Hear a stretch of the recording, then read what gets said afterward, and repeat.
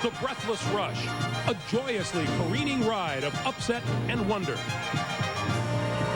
Fitting then that from the unknown, the unexpected, comes Cinderella. And the proven pedigree, no stranger to the dizzying world that is the Champions Ball. The Wildcats of Kentucky. The Utes of Utah. Two teams, one national champion. CBS Sports presentation of Prelude to a Championship is sponsored by Honda. Drive the high-performance Prelude and get lucky.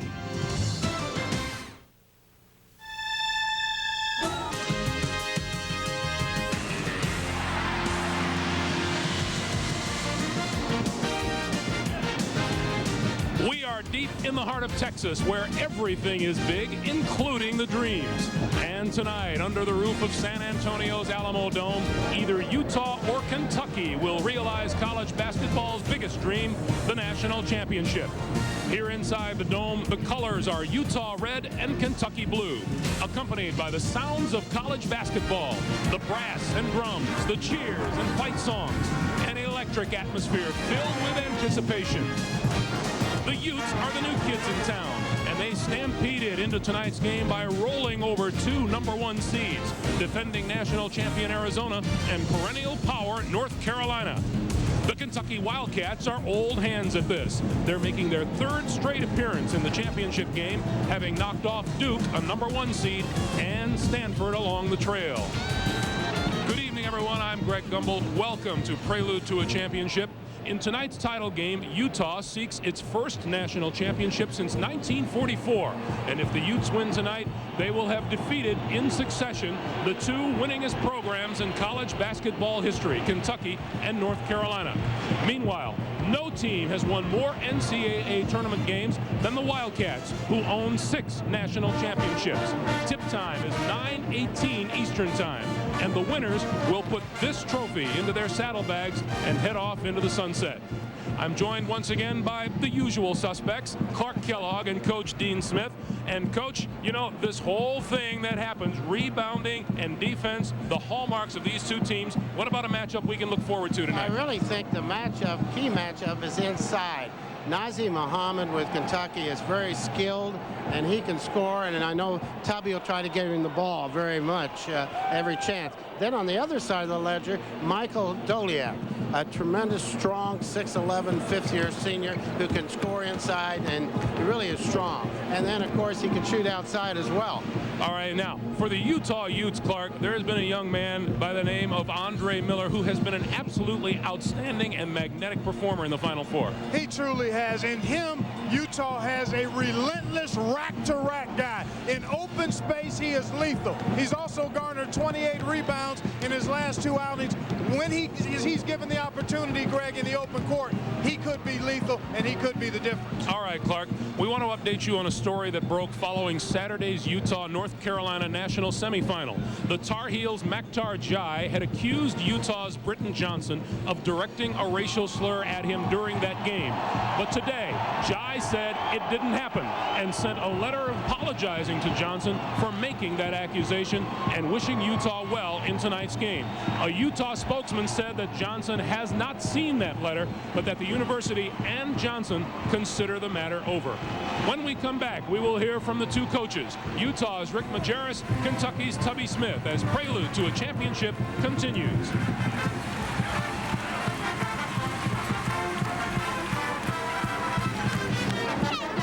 In San Antonio, site of a pivotal battle for Texas independence, now an enduring symbol of the anything is possible Texas pride. But there's no one there tonight because they're all in here as we welcome you back to Prelude to a Championship.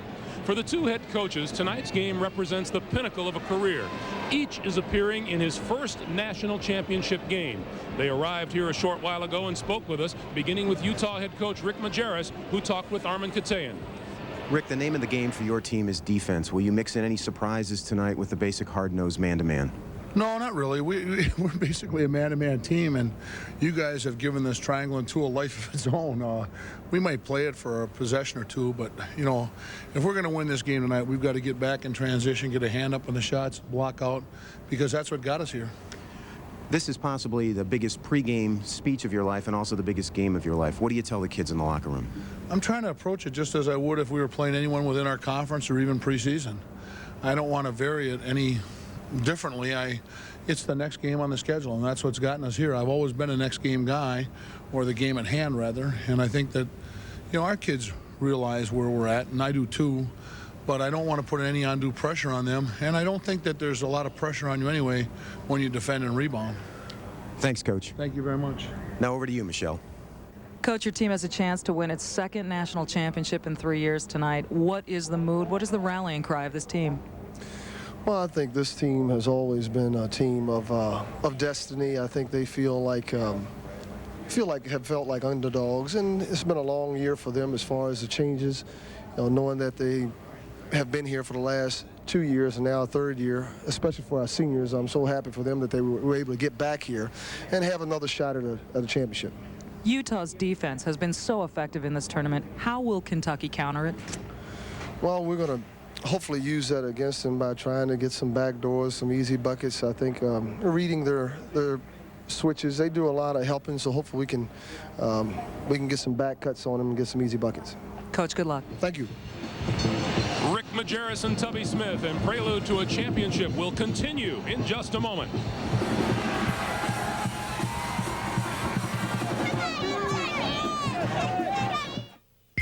Honda, maker of fine quality cars, minivans, and sport utility vehicles.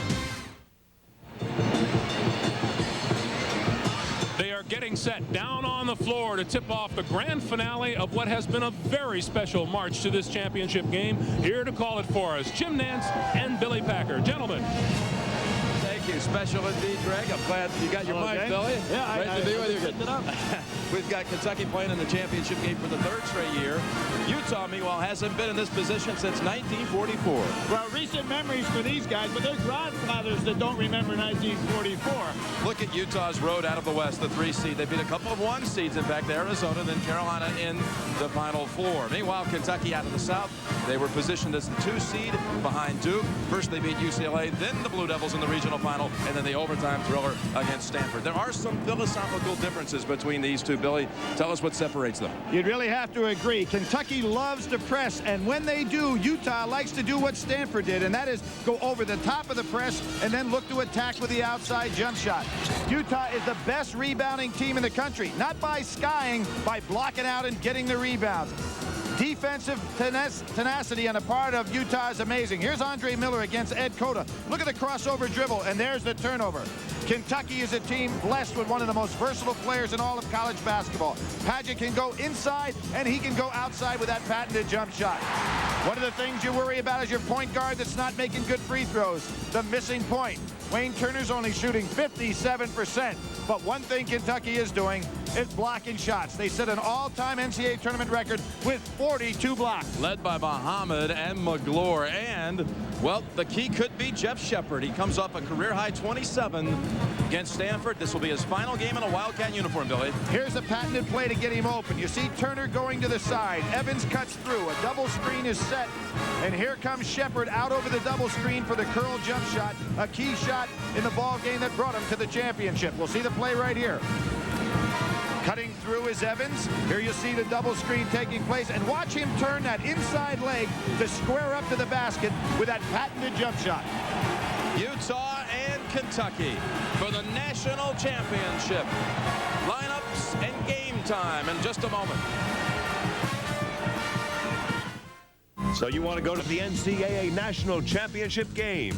Is sponsored by Oldsmobile, Microsoft, Pennzoil, Pizza Hut, and by Bud Light.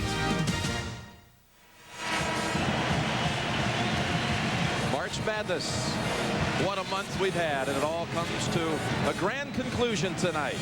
Kentucky in its third straight title game, and when you do that, you join some pretty select company, including Duke at the start of this decade. UCLA's span a quarter century ago. Well, for the final time as the public address announcer at the Final Four, the legendary voice of the Southwest, Frank Fallon, with the lineups. Good evening, ladies and gentlemen, and welcome to the Alamo Dome in San Antonio for tonight's national championship game between the Utes of the University of Utah and the Wildcats of the University of Kentucky. Now let's meet the starting lineups. At forward for Utah, a 6'10 sophomore from Helsinki, Finland, number 13, Hanno Metala.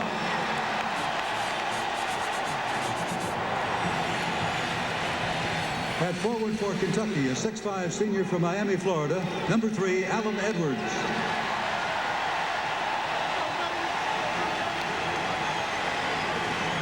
At forward for Utah, a 6'7 sophomore from Centerville, Utah, number 50, Alex Jensen.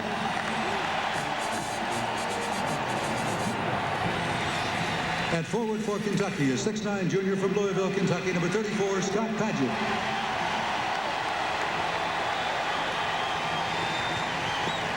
At center for Utah, a 6'11 senior from Portland, Oregon, number 51, Michael Goliak.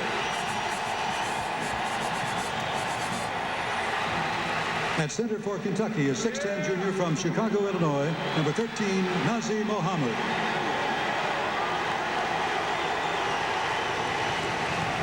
At guard for Utah, a 6'2 junior from Los Angeles, California, number 24, Andre Miller.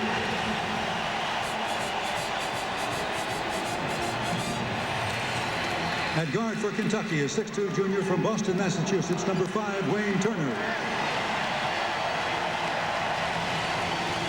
At guard for Utah, 6'5 senior from Tooele, Utah, number 34, Drew Henson. At guard for Kentucky, a 6'3 senior from Peachtree City, Georgia, number 15, Jeff Shepard. And introducing the head coaches for Utah in his 14th year, Rick Majerus. For Kentucky in his 7th year, Tubby Smith. Tubby Smith, hired last May the 12th.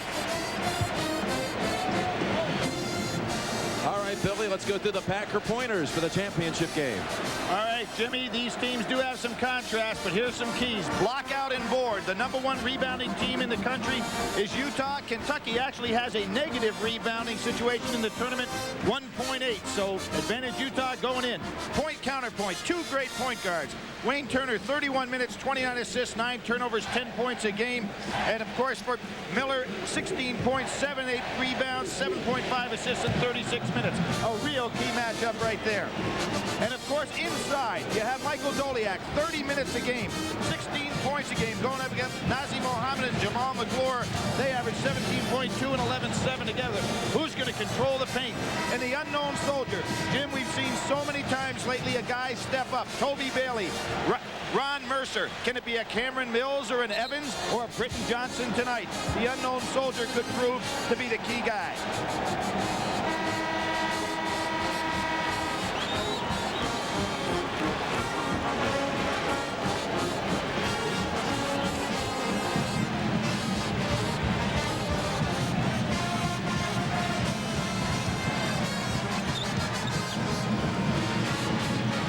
For the 3rd straight year, these two. Jim Burr working his 4th championship game.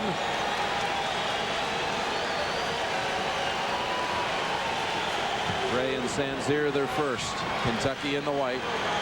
Utah red. What a tournament we've had, and it all concludes here tonight at the Alamo Dome with Kentucky controlling the tip. There's that point counterpoint matchup. Turner and Miller. Keep your eye on that one. Who's done such a great defensive job on anybody he's covered this year on Shepard. That's a key matchup defensively. Mohammed with Metala on his back. Mohammed with the left hand, and he continues the pace that just had him blazing in the second half against Stanford, where he scored 17. Jim, time and again we see both Goliak and Nazi Mohammed post up in the lane about 3 feet from the rim. You've got to push him out 2 or 3 steps beyond that to stop him. Now we see Goliak getting the same kind of position. Double up Goliak, but he still scores. Jim, the key is the defense, not the offense there. Both centers have got to push their man out farther from the basket than that. That's a simple put-up. Kick out, Edwards, 3. Rattles out, Menola pulls it down. There's that block out that I talk about. Block out and board. Utah does it better than anybody in college basketball. A turnover. Here comes Turner. 3-on-3. Miller cuts off his path.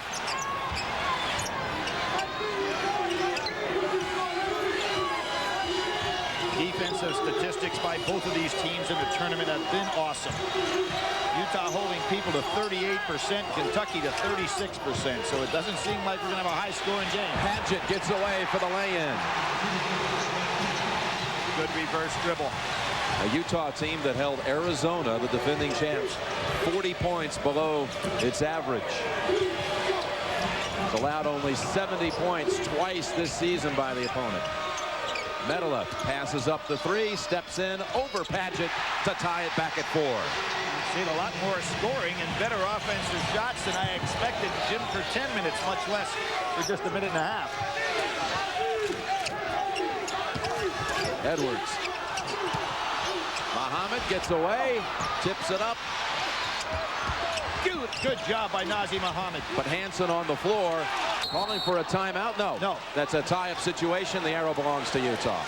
Jim, I'm going to go back to the Duke game. A lot of coaches do not like to see you call a timeout just to save a possession, certainly not early in the game. Utah in the first half allowing only 25 points a game in this tournament and leading by an average of 9 points at halftime during the March stretch. Just getting organized there as to the arrow. Arrow favored Utah, so consequently in that held ball situation, Utah takes possession. This allows Kentucky to set up their vaulted press. Notice how Utah is using a big man to come back and catch the inbounds pass, freeing up Miller. Get 2 seconds to get it across. Okay. Miller penetrates. Steal from behind by pushes it out right under the arms of Shepard. Miller with 2 early turnovers, Jim. Shepard driving. Beautiful move by Jeff Shepard. Great recognition by Shepard. He realizes they're playing him to shoot the jump shot, so he comes out on that curl move that he uses, pump fakes, and puts the ball on the floor. Menola gets a screen from Jensen. Doesn't take the 3, though. He has the bounce pass in. Doliak doesn't take advantage of it. Miller posting up Edwards. Loses control of it for a third time. The triple-double man has triple, but in the wrong area for Rick Majerus with 3 turnovers. Padgett too strong on the 3. Menola. He loses. Shepard stripped it away. This is not the efficiency that Rick Majerus likes to see. He likes to play half court at a time. This team is normally very efficient. Muhammad gets free for his second basket. Rick Majerus can't let his team go much longer without getting a little bit better offensive sets in half court. This is not Utah's basketball game. Doliak. Very quick possession. Yeah, Rick Majerus is going to have to call a time here. I know he doesn't want to, but he's got to get his team back into Utah basketball. Kentucky doing just what they want. We're nearing the 16-minute mark. First whistle under it. The timeout. Muhammad, not this time, but Shepard tips it out to keep it alive for Kentucky. Shepard at 6'5", tremendous leaping ability. Normally it's Andre Miller who's the rebounding guard, but Shepard can do it as well. Shepard jumper, had a foot on the line, would have been a 2. Miller, nice spin away move. Now that's coast to coast against a tremendous one-on-one ball defender against a ball handler. He took Turner. That's a palm. Absolutely. A ragged start for the Utes, but they only trail 8-6. 4 turnovers by Utah in the first 8 possessions. This year is on palming the ball. Now watch what happens to Wayne Turner. The reason I'm showing this, it could be a key in the game. Both of these guards love to use that maneuver. See how he's carrying the ball and freezing the defense? The officials in this particular game not going to let it get by. A major call for people to look for later in the game. That was the first Kentucky turnover in over 18 minutes of action dating back to the second half against Stanford. So a message sent to Turner. I'm sure Miller took note also. Absolutely. Both of these guards like to employ that particular technique. It's impossible to defend. Big changes in the Utah lineup. Jordy McTavish is in, handling the ball now. McGlure in. You're going to see that 2 guys in the post for Kentucky. 1 primarily Doliak for Utah. Britton Johnson, 31, now with the ball. His first play. And now David Jackson, the 3rd sub for the Utes. This unit being a little bit more patient with the ball. Nice speed. Doliak dunks it over McGlure. That's what Rick Majerus wants. Now, he was waiting for that TV timeout, Jim, but he knew he had to get one to get his team back to Utah basketball. McGlure wanting to make a move. Yes. Tremendous move for Tubby Smith. To get Jamal McGlure to come up with a big offensive play is a real bonus for Kentucky. Here you see Doliak. McGlure tries to fight over the top. He gets caught on the wrong side. Too late. Doliak does a good thing by going for the dunk instead of putting it up on the glass. And here's Jamal. The Canadian goes in. Nice scoop shot. Great step to the basket. McGlure, you can just see his confidence rising in this tournament alone. Well, Jim, remember the left-hand hook that he made against Stanford, a key play for Kentucky. Hashimu Evans for Kentucky. Perhaps the most dangerous sub on either side in this game. Well, certainly the most consistent. And the thing that makes him so good, Jim, coming off the bench, he can play any one of 3 positions defensively, and he's not afraid to go down inside and rebound with anybody, regardless of size. 3 subs back here handling the press for Utah. McTavish now goes long. Let's see how they handle the press with Miller on the bench.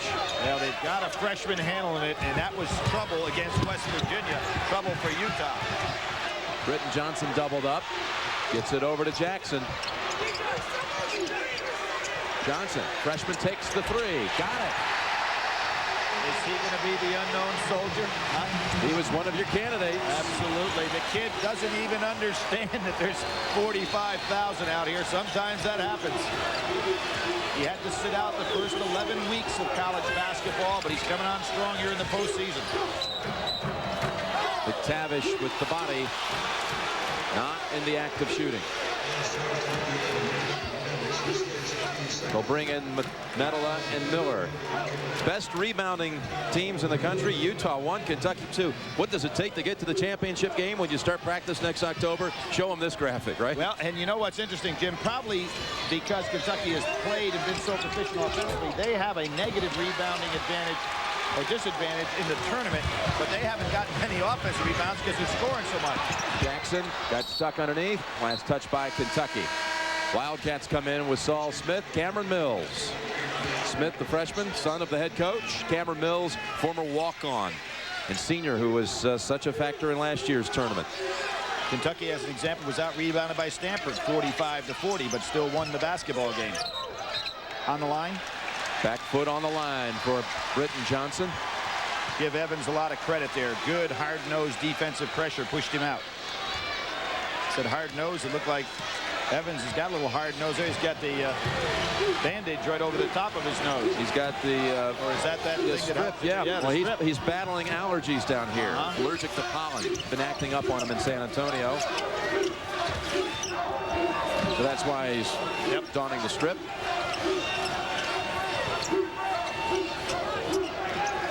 Evans takes the shot over Medela. Miller comes in, crashing the boards, and Utah runs. Good job by Miller to recognize what's behind him. Jensen inside, and McGlure gets the first swat of the game. 43 blocks for Kentucky in the NCAA tournament. Breaking the record of UMass as a team block record in the NCAAs. Back in '96, Jensen, I mean, there was no one within 10 feet of him. Mental breakdown. And Utah has the lead for the first time.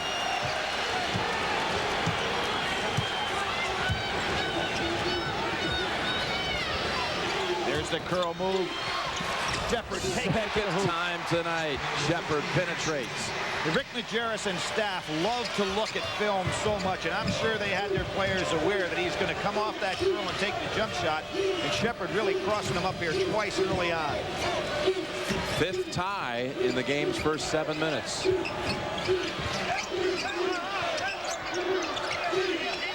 And here's where you Utah, a lot like Princeton in terms of philosophy.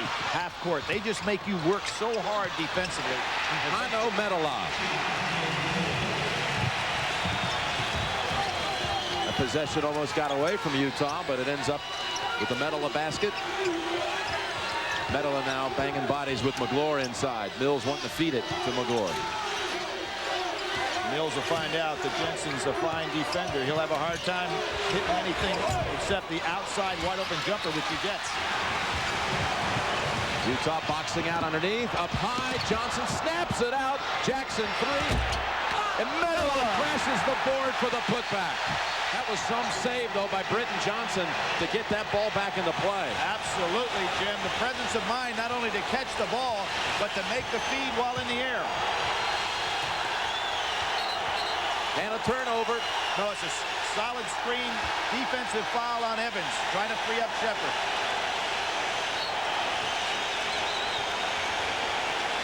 There is Johnson, the catch, the flip out. And watch, Hano Medela was all the way at the top of the key when this shot went up. Nobody blocked him out.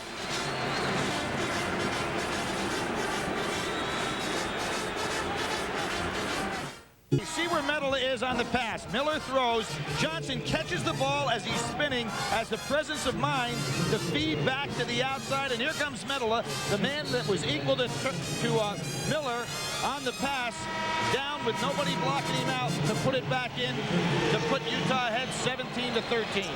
That was quite a finish by the man from Helsinki. Hano Medela with 6 points for Utah, and the Utes out-rebounding Kentucky at the start 9-2. One of the Packer points. What's new, Jim? This team fundamentally so beautiful to watch with their rebounding techniques.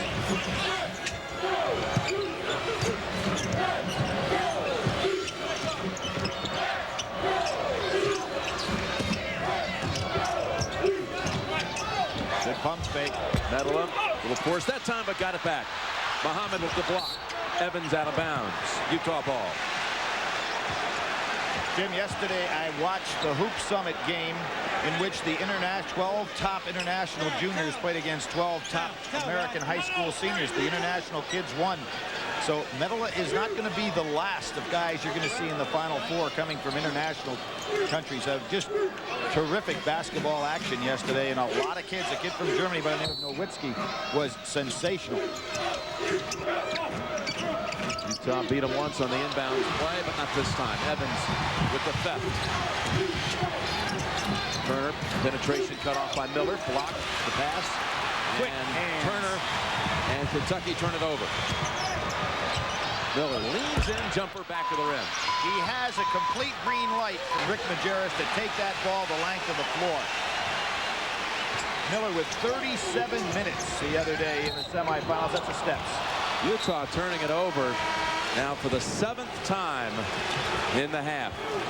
Jim, that's surprising because against North Carolina, they only turned the ball over 9 times the entire basketball game. This is not what Rick Majerus would want. Trace Caton, number 21, comes in for Utah. His brother Ben was a starter on the Utah team last year that made it to the Final 8 before being ousted by Kentucky. Muhammad showing his outside shot. Not his shot, Jim. I can't believe that Kentucky this quickly has gotten away from pounding the ball down inside to Nazr Muhammad. He and McGlure have both scored on Doliak down in low.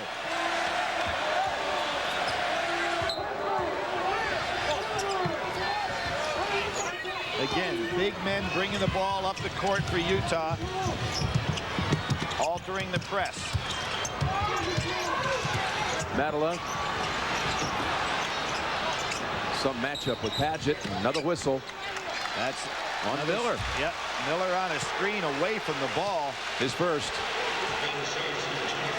Rick Majerus screaming to his team, move. He wants that motion offense to really be working, making Kentucky use about 20-25 seconds of hard-earned energy to defend them.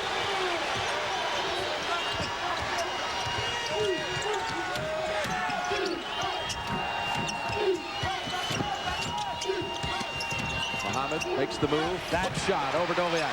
That's where Kentucky is really effective, getting him down in the low blocks. And here comes Miller again. uses the body to draw the foul on Muhammad. Miller, who struggled at the line against North Carolina, will shoot 2. Muhammad's first foul. Here we see the ball going down inside. Now that does 2 things. It forces Doliak to have to really work on defense. It also potentially puts him into some foul trouble. And as I said, Kentucky has 2 players that split about 35 minutes in the post. Doliak in the tournament has been playing 30 minutes himself. So Kentucky has to make Doliak work, as they did there. Miller continues to misfire at the line, spilling over from Saturday. But in the tournament, what a stretch he's enjoyed. 28 points in a game against Arkansas, career high. Utah's first ever triple-double in the drubbing of Arizona. 18 points, 14 rebounds, 13 assists, Jim, in that game, and only 3 turnovers. Probably the best single performance in this tournament.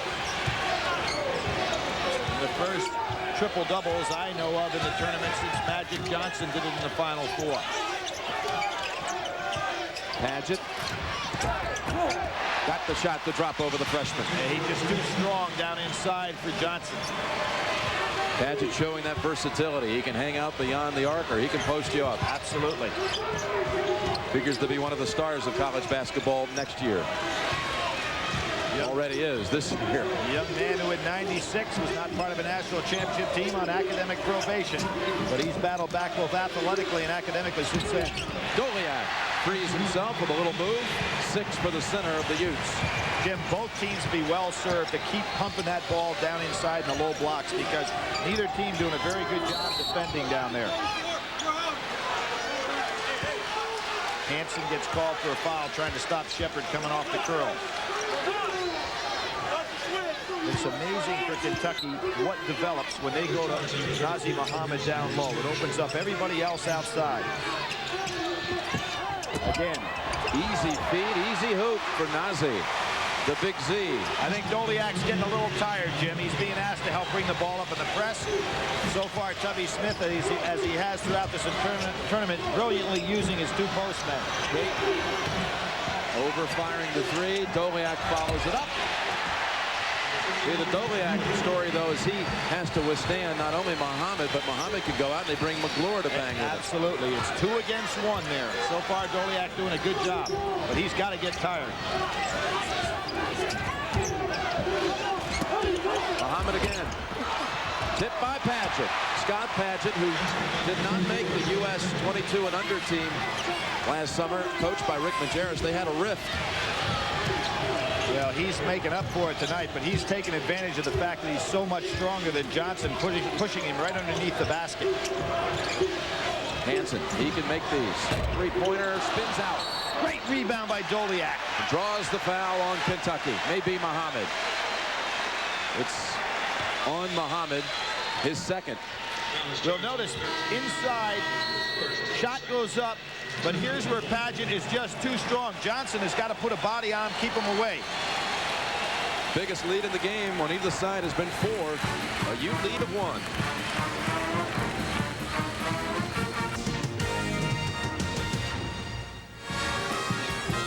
Jim Nantz, Billy Packer from the magnificent Alamo City of San Antonio. Field goal percentages are up for these 2 defensive powers. Look at the rebounds, though, Billy. That's startling. 15 for Utah, 3 for Kentucky. Well, as I said, it's surprising, and there's a reason, because they've been so high scoring in this tournament, but Kentucky has not rebounded during the tournament like they did in regular season. Utah continues to be very solid in that area of basketball. Doliak sits. Billy, you said he looked very fatigued. Oh, he was. He could hardly walk off the floor, but he gives Rick Majerus everything he could ask. Now let's see whether they can withstand it. Metal will have to go down inside and play McGlure. Metal has had a fantastic start for Utah. 6 points and 7 rebounds.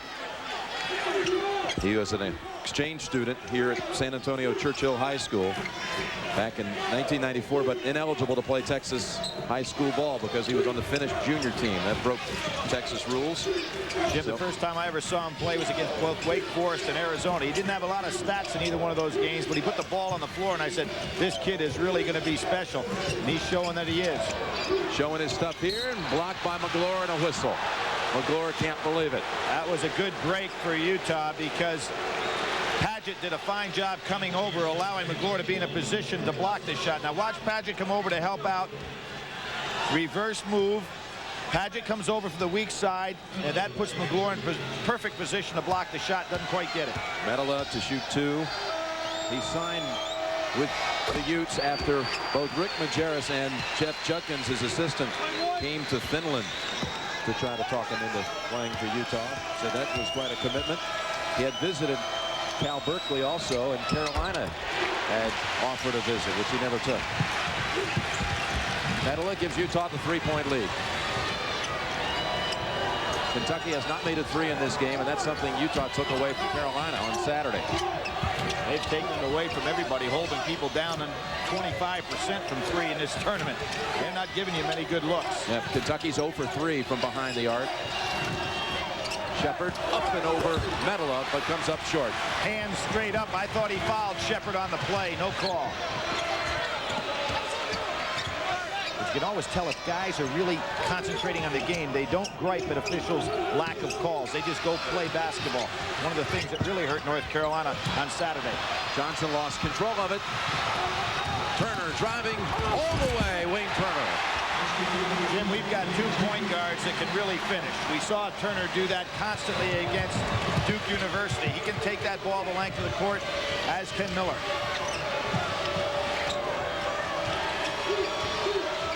These are important minutes for Utah with Doliak out of the game. A 5-second call and a smart play by Jeff Shepard. Instead of having aggressive defense, he just hung around with him. Here's Turner on the drive. I tell you, if Andre Miller's not careful, he'll get on the triple-double here tonight, but the third stat will be turnovers. He's got 5 here in the first half. See, normally you think that defender has to aggressively be guarding it, but all he has to do is be within 6 feet in a guarding position, and that's what happened on that play. Switch off.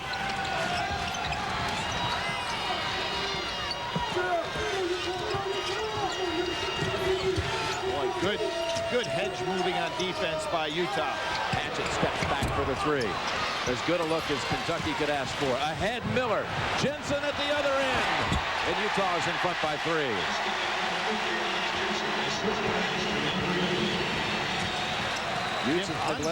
Andre Miller is averaging 7.8 rebounds a game in the NCAA tournament play. We're talking about a point guard averaging almost 8 rebounds a game. That's sensational. 3 rebounds tonight. That average certainly bolstered by the 14 rebound effort against Arizona. Doliak comes back. He got a nice break. Well, you know, he had 14 rebounds against North Carolina. That's not bad either. Padgett's out. Michael Bradley's in, a freshman for Kentucky. Shepard picks up the loose ball. Doliak with the rest and the block out. Gets it. Good smart play by Evans, knowing you got to cut Miller off. The center will take the 3, top of the key. Doliak delivers. And Utah has its biggest lead of the championship game. Give Rick Majerus credit. He knew Doliak was exhausted. Gives him the rest.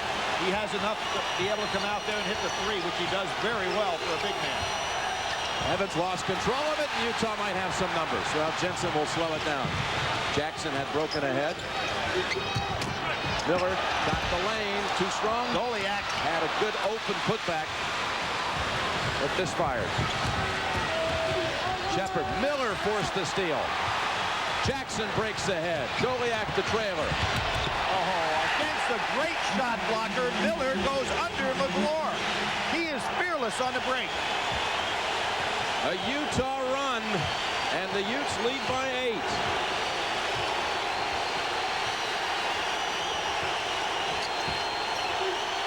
Shepard. Wide. Ahead again, it's Jensen. And 1.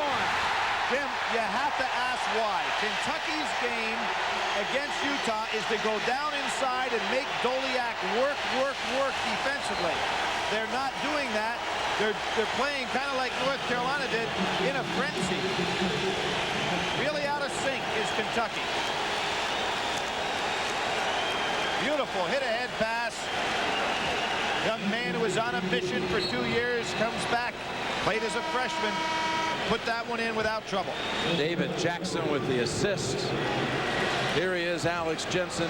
Rick Majerus believes, had he been here either one of the last 2 years while he was away on his mission to England, he thinks they would have been in the Final Four with him.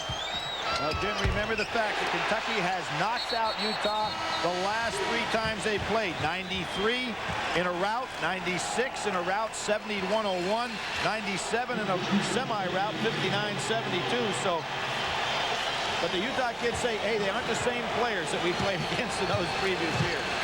Johnson in for Jensen. That's a deceiving score last year. It was a tie game with 4 minutes to go. Then Miller hurt his hand and did not return. Hook shot, McGlure. The season is just ending too fast for McGlure. He is absolutely in stride here in the tournament. Miller again, wise decision on his part when he saw McGlure there at the end.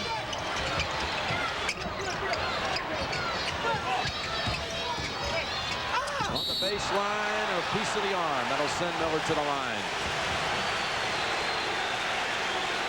The 2 best rebounding teams in the country, and this is astonishing. Astonishing, Jim, and I'll tell you why. If you're playing against Utah, you want much better shot selection. They block out so well. Kentucky has taken shots before their team was in position to rebound. When you take a bad shot, your own teammates don't think it's going up, so they don't get in position. Really playing into Utah's hands. That foul was on McGlure, his second. So McGlure and Muhammad with 2 each. Padgett comes in for McGlure. All WAC player, all defensive player in the WAC, the MVP of the West region. Miller just one honor after another.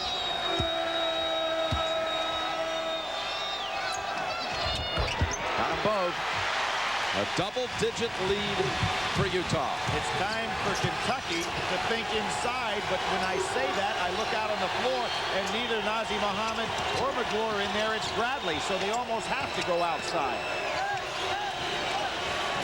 Funny lineup in the game at this time for Kentucky. 3:47 to go without any of their 2 key postmen in the game. Padgett. Soft hook. And that's the second time Padgett has scored down on the block with the blocks. I'm almost surprised that Doliak doesn't take Padgett. Johnson, 3. A little quick for Utah's liking. Allen Edwards, beautiful drive to the hoop. Edwards has had a tremendous NCAA tournament. 2 brothers that played in the NCAA who never got to a Final Four.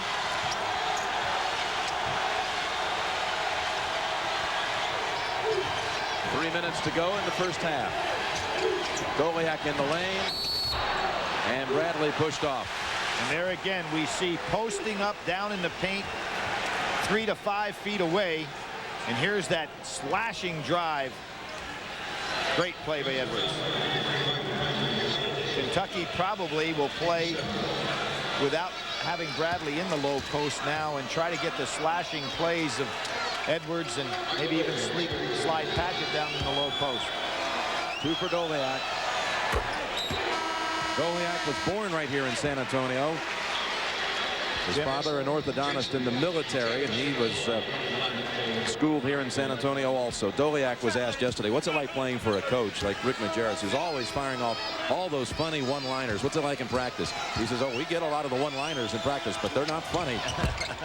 He's shooting 85% from the line in the NCAA tournament, over 80% from the line during the course of the season, so a very good free throw shooter. A lot of subs in for Utah. Jordy McTavish has come back, number 11. You get the feeling that Tubby Smith may want to try to wear this team down right before the half because he doesn't have a normal lineup out there right now. Padgett, he's got Medola on his back this time. Cameron Mills fouled on the drive.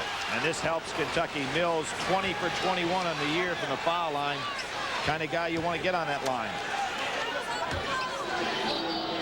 Coming up on Pennzoil at the half, Greg Clark and Coach Smith will have the first half analysis, and we'll be joined by Senator Bill Bradley with his perspective on the tournament. That's all coming up on Pennzoil at the half. Cameron Mills, he was offered a scholarship out of Dunbar High School in Lexington to go to Georgia, but his dream was to go to Kentucky, where his father had played for Adolph Rupp from 69 through 71.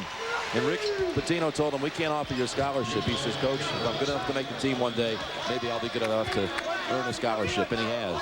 He not only won a scholarship, but he took Kentucky really to the Final Four last year. He's their leading scorer going into the Final Four, was sensational in the SEC tournament. Has been kind of quiet here in this year's NCAA run. Doliak with 12 points leading Utah, and the Utes lead is 6. So Michael Hayes is here to watch the championship game.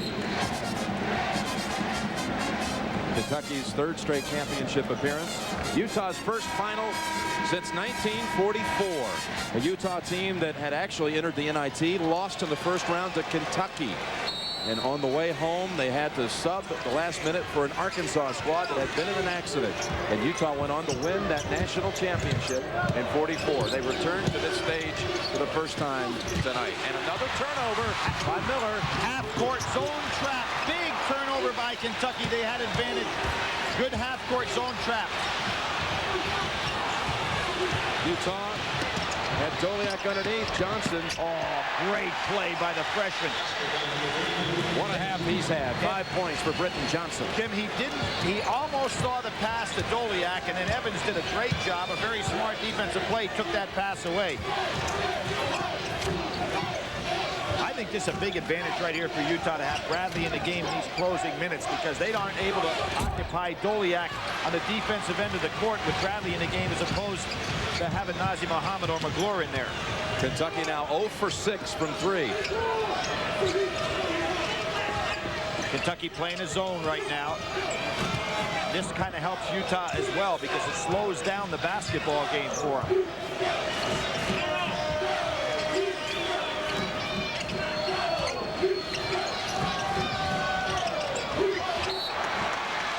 Tipped off.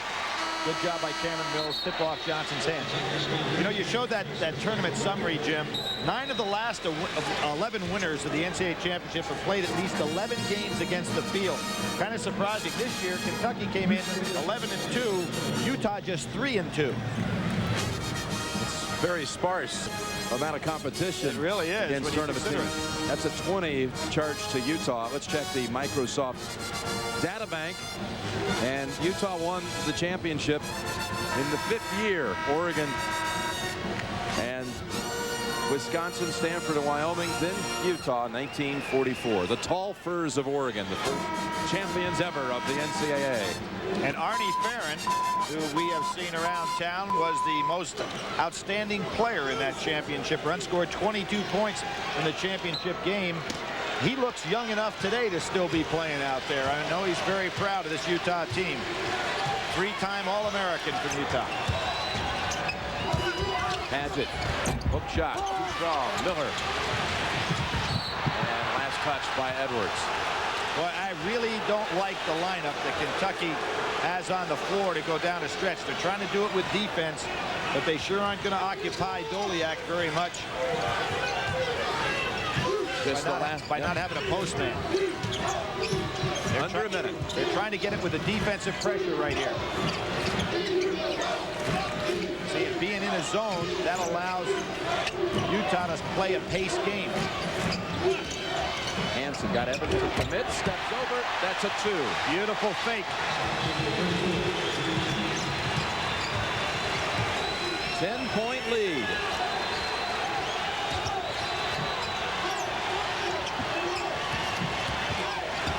How about that defensive play by Hansen, beating the shooter right to the spot. 2-second differential on the clock. Switching out front. Edwards found the lane. Somehow it bounces out. And there's that freshman Johnson again with a rebound. 6 seconds and a half. Miller looking for help. Hansen with a second to go on the run. And we come to the half with Utah in front by 10. Well, Jim, no team has ever come back for more than 8 points to win a championship game. Loyola Chicago, the only one ever to do it. 1963, the biggest halftime deficit ever overturned. But they have been the comeback cats. Can Kentucky do it again? Let's go over to our colleague, Armin Katayan. Rick, you're pounding them on the boards. Can you prevail playing this kind of game, including the turnovers? Well, our post defense is not good. We've got to do a better job on post D, and we've got to do a little bit better job on helping out onto the curl. We've got to bump that curl a little bit better. But I like our enthusiasm. I like our presence on the fast break. We're playing with confidence, and we're looking to attack. We must continue to do that. I think we're making good decisions. Our ball rotation is excellent. Thanks, Rick. Jim? For at least a half, there is a Cinderella in San Antonio. Will it hold up? Utah 41, Kentucky 31, and CBS Sports exclusive coverage of the NCAA Men's Basketball Championship will continue after this message and a word from your local station. CBS Sports exclusive coverage of the NCAA National Championship game is sponsored by Dockers Khakis, Nike, Mountain Dew, and by Goodyear. By Pennzoil, specially formulated for today's stop-and-go driving. Stop, go, Pennzoil. Back at the Alamo Dome at halftime, the score of our championship game, Utah 41 and Kentucky 31. Welcome to Pennzoil at the half, everyone. I'm Greg Gumbel, along with Clark Kellogg and Dean Smith. What a phenomenal display of basketball that we have seen here in the first half. Coach, what's Tubby Smith talking about to the Wildcats at halftime? Well, I know one thing. He's saying we got to get back. They got 3 layups taken off.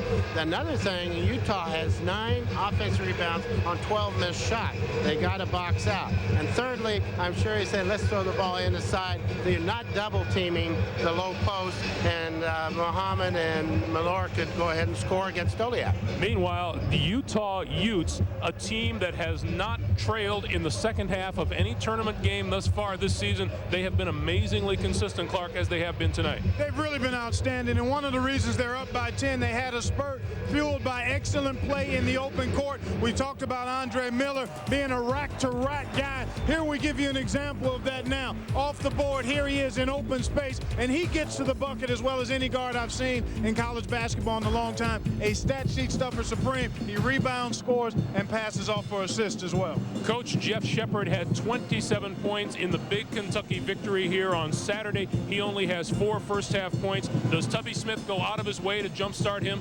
I don't think so. I think it'll come on that curl action. He has a good look a couple of times, or they should really drive more. And, you know, that opens up more offensive rebounds for Kentucky off the drive. All right, Coach. Well, this man scored 2,503 points in 3 seasons at Princeton, and in 9 career NCAA tournament games, he averaged almost 34 points per contest, including 58 against Wichita State in the 1965 national third-place game. Still the Final Four single-game record. We welcome Senator Bill Bradley. It's nice to have you back with us. Good to be with you, Greg. Tell me something. Are these the best teams that we're seeing in this tournament? I think they're the 2 best teams. The question is, I don't think maybe the best players in the country are out there, but I think that the players that fit together best are out there, meaning real team players, as Red Auerbach used to say. And I think each one of them realizes that they're only 1 point on a 5-pointed star. They've learned the important lesson, and that is that unselfishness is what gets you to the championship game. We talk about the chance to play in this tournament. What does it mean down the road? Well, the first thing it means is it's an incomparable memory that you have, that you were here and you played in the final game. But I also think that what it means is that the work that it took to get you here equipped you with the attitudes that will last a lifetime. Courage, discipline, unselfishness, resilience, those kind of things. You and I talked about this the other night. It is amazing to think that Keith Van Horn, one of the great players in the history of the University of Utah, didn't get this far, and yet now that they've lost this guy, this team has advanced to the championship game. How's that happen? Well, sometimes you have a star, a great player, and the other players on the team look to him too much. When the star leaves, that means everybody's got to step up and assume bigger responsibility on virtually every play. Okay, we've enjoyed having you here. Thank you very much for joining us. My pleasure. All right, let's look ahead now to the second half.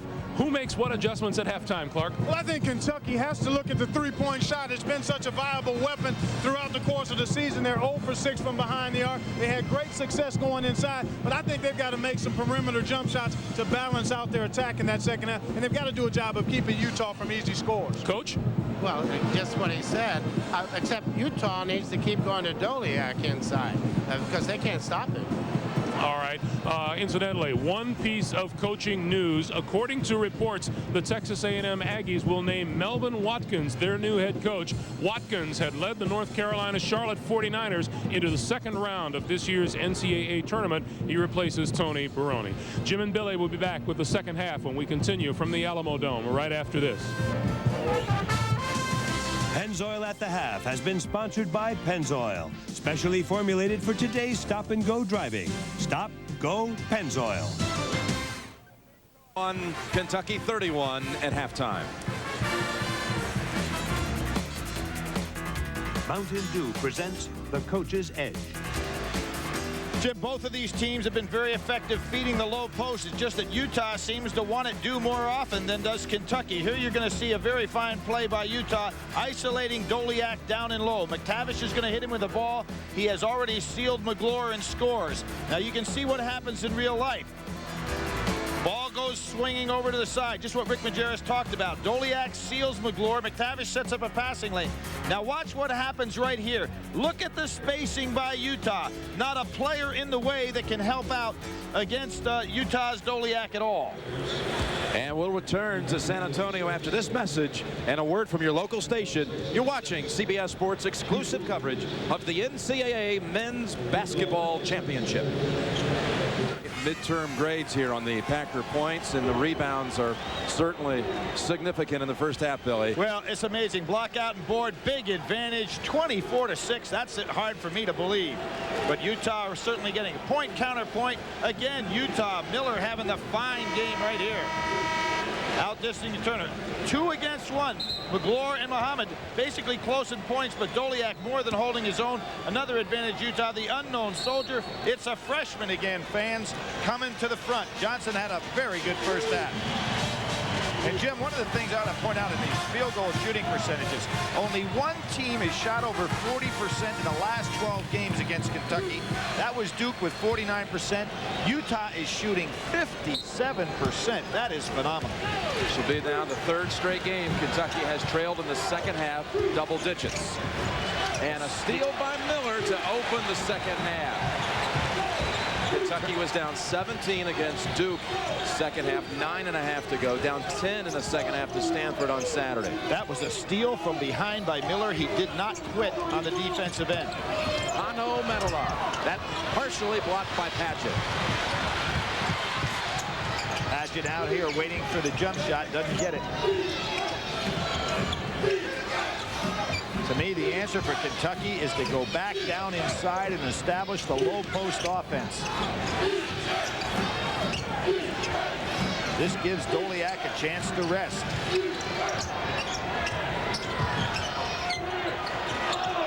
on the shot clock. Padgett sets up Turner, three-point shot. And Doliak had the position on Muhammad. Block out and board, Jim. You saw the block out. Nothing fancy, just put a body on a man and then get the rebound.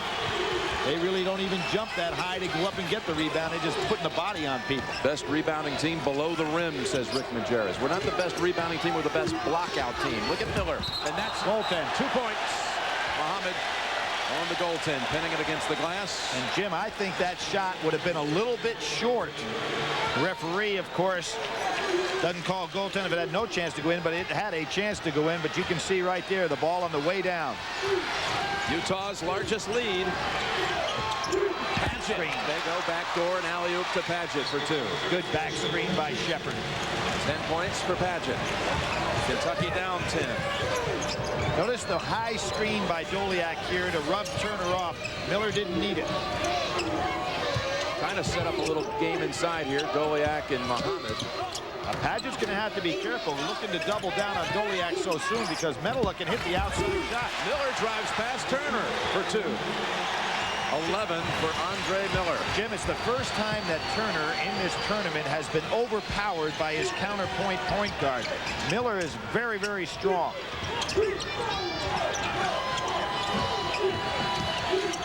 Shepard will have has a line drive bucket. Terrific shot. He's got great elevation inside on that jump shot. Again, watch Doliak. He sets the screen, so Turner has to lay off Miller because he'll rub him right into the screen.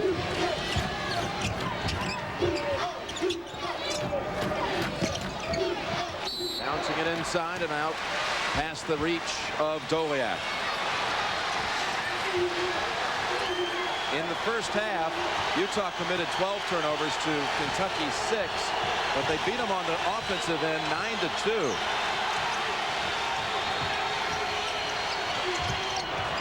Nice little two-man game inside with Paget and Edwards. Develops nothing. A hold on Hansen, trying to stay with Shepard. Kentucky comebacks this year, and really the ones that are memorable have been the last two. The third, if it should happen tonight, would be the sweetest of all, though. Tubby Smith doing that great job in that comeback against Duke with tremendous defensive intensity. See, Miller is helping out inside now even more. See, there he is. Yep, right out of the arms. And the reason he can do that is Turner is not a good jump shooter. So Miller, so smart in there, getting position defensively. Mettler had left his feet. Shepard drives past Doliak. And Kentucky's got it under 10. There they go over the top of the press to Miller, and he is so dangerous in the open court.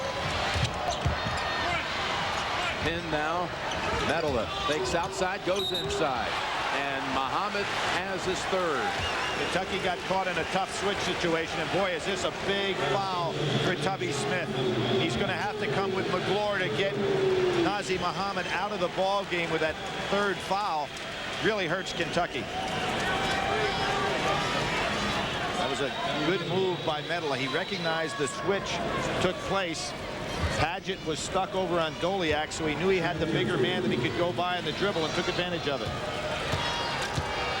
Mettler says his favorite athlete in any sport is Teemu Selanne, the hockey player from Finland who plays for the Mighty Ducks. Jackson and Jordy McTavish in for Utah, and Evans for Kentucky. And Billy just received word prior to the game that Adolph Rupp's widow passed away last night in a Lexington hospital at the age of 95.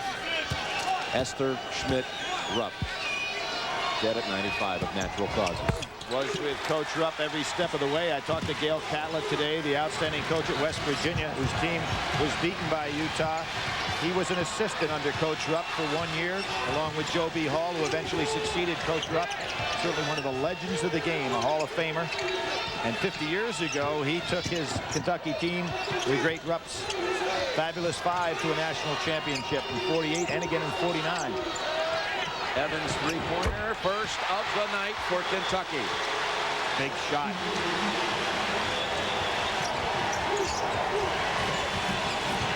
Miller getting well-deserved rest. Rick Majerus, knowing that Kentucky's going to be in for a run, wants to make sure he has his point guard with some legs under him. Well, there is some kind of battle inside between McGlure and Doliak, and a three answered at the other end by Mettler. Such a versatile performer. He and Paget both can step outside or go inside. McGlure, not this time, and last touch by Utah. Did you see, Jim, even on that missed shot, Utah had 3 men in inside rebounding position. Kentucky 0. Well, they've gone to the first break of the second half on the same number as halftime. They play it break to break. It's still Utah by 10. A clear out to take Doliak away. Solid screen here by Shepard. Paget goes, ball goes inside for the lob. Excellent spacing by Kentucky. Perfectly executed play. And you'll see what it looks like from behind. Paget puts it away. Tubby Smith taking a seat. Once belonged to Adolph Rupp, a sight that many believe they would never see at Kentucky. Adolph Rupp, of course, won in '58, too. We mentioned '48, which is 50 years ago. He won in '58, which is 30 years ago. Or 40 years ago, excuse me. With what he called the Fiddlin' 5 team. Away from the ball, the whistle on Jackson of Utah. It's just the first foul of the second half against Utah. McGlory is going to have to play a little bit more minutes now in this stretch, Jim, than Tubby Smith would have liked. But he's got to remember that Nazr Muhammad's got the three, and Evans hits his second three. So Hashimu Evans is the only Wildcat to be able to hit beyond the arc.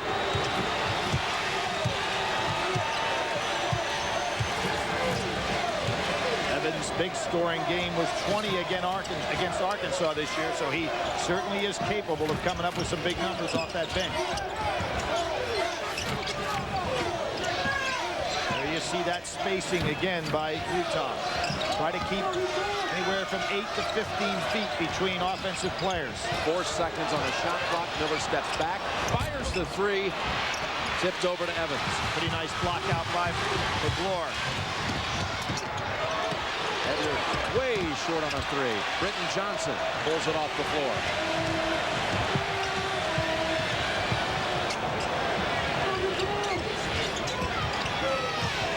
This is an interesting matchup here. Shepherd with more size now than what Miller is used to seeing.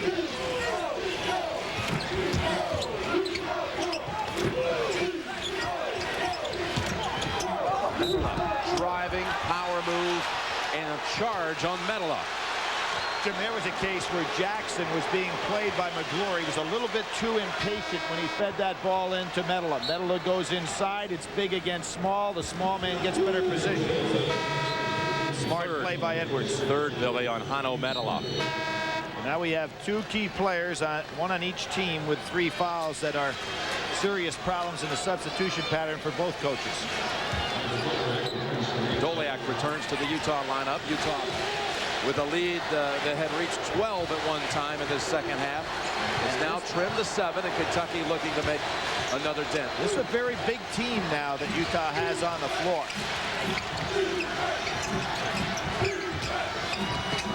Evans, what a half. Oh, boy. He's given this team. The unknown soldiers. We had Johnson in the first half. We have Evans in the second.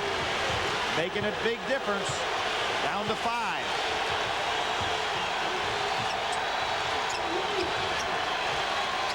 I really like the lineup on the floor here for Kentucky.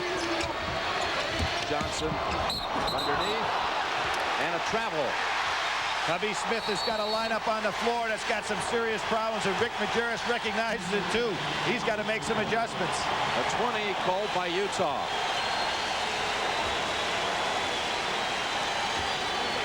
Sunday, May 3rd, experience the saga that begins where the last Don left off. The most anticipated television event of 1998, Mario Puzo's The Last Don 2 on CBS, May the 3rd.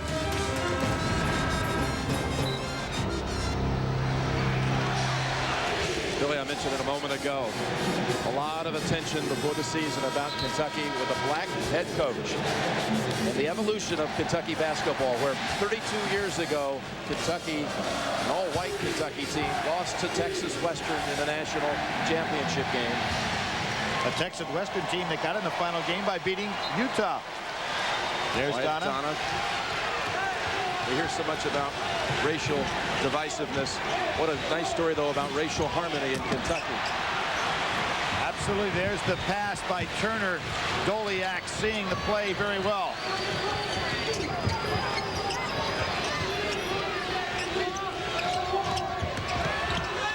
Alert. And wow. It looked like it just crawled up and over the rim. He beat Shepherd on the drive baseline. Shepherd's got about 1.5 inches on him, and not only does he beat Shepherd, see it right here, turning that shoulder in, then he goes over Padgett and gets the roll. Sensational play.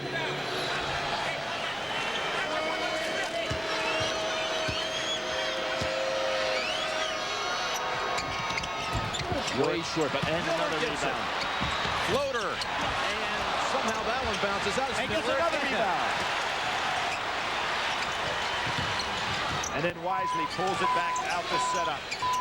Trying to make it a 4-point trip for Utah. This is the best matchup I've seen on the floor for Kentucky in a while to play against this Utah team. I think they can make a real run here. and runs they've made. 17-0 Duke at 20-5 UCLA. 19-0 against St. Louis. Britton Johnson for Medela. Remember Medela with 3 fouls. Rick Majerus kind of lucky there that he didn't pick up a cheap one.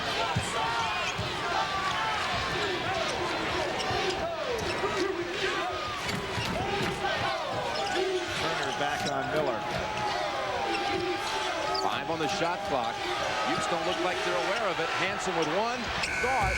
Got it off in time and snagged out of the air by Padgett. Padgett gets set. He loves that shot. Oh, he does. And Turner set him up perfectly. You can feel the run.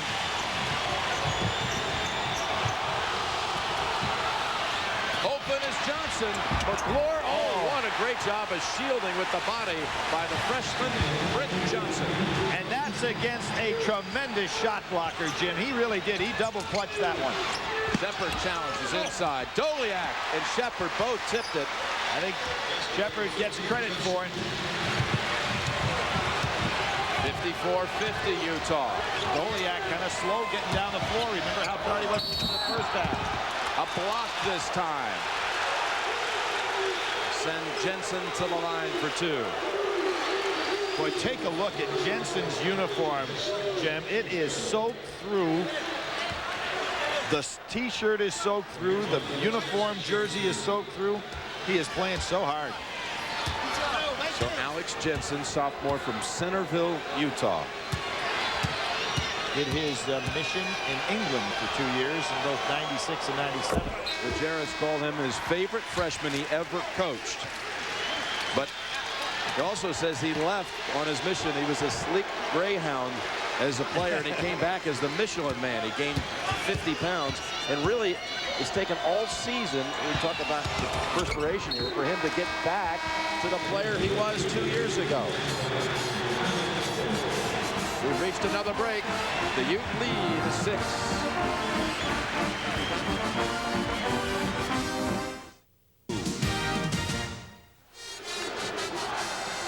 Tubby was a Kentucky assistant back in 90 and 91 for Rick Pitino, and he was the only man that CM Newton desired when Pitino went on to the Celtics. He was the choice all along.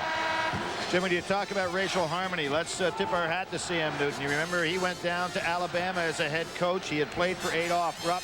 At Alabama, he recruited Wendell Hudson, who was their first black player at the University of Alabama in the SEC. He was the first coach ever to start an all-black team in the SEC.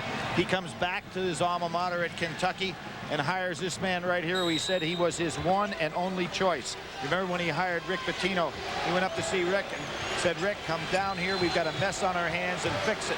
Pitino did that, and Tubby is continuing the great legacy. Turner, foul on the shot, and Turner, who struggles at the line, will shoot 2. Now, Rick Majerus is a tremendous teacher, and one of the things that he does not want his guards to do is to try to block the jump shot, merely get the hand in the face. That time, Miller was a little bit too aggressive. And we talked about Turner's foul shooting woes, Jim. Let's see what he can do here. Kentucky averages 24 free throw attempts in each tournament game. That's only their 4th, and on the next one will be their 5th attempt. It's a similar thing to what Utah did against North Carolina when they just kept the Tar Heels off. Tar Heels only made 2 free throws in that semifinal game. And that is one of the things that North Carolina had done so well all year long, is get to that free throw line. And 1 of 2, which is right about where Turner shoots, 56% in the tournament. 56-51 Utah, 11:15 remaining. And again, you'll see if Doliak comes back to set the solid screen. They want him down in the low blocks.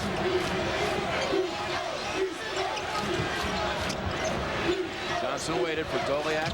Good cut by Johnson. Doliak blocked by McClure. You know what? Doliak made up his mind that time. It was not a smart play, even though he may be a pre-med student.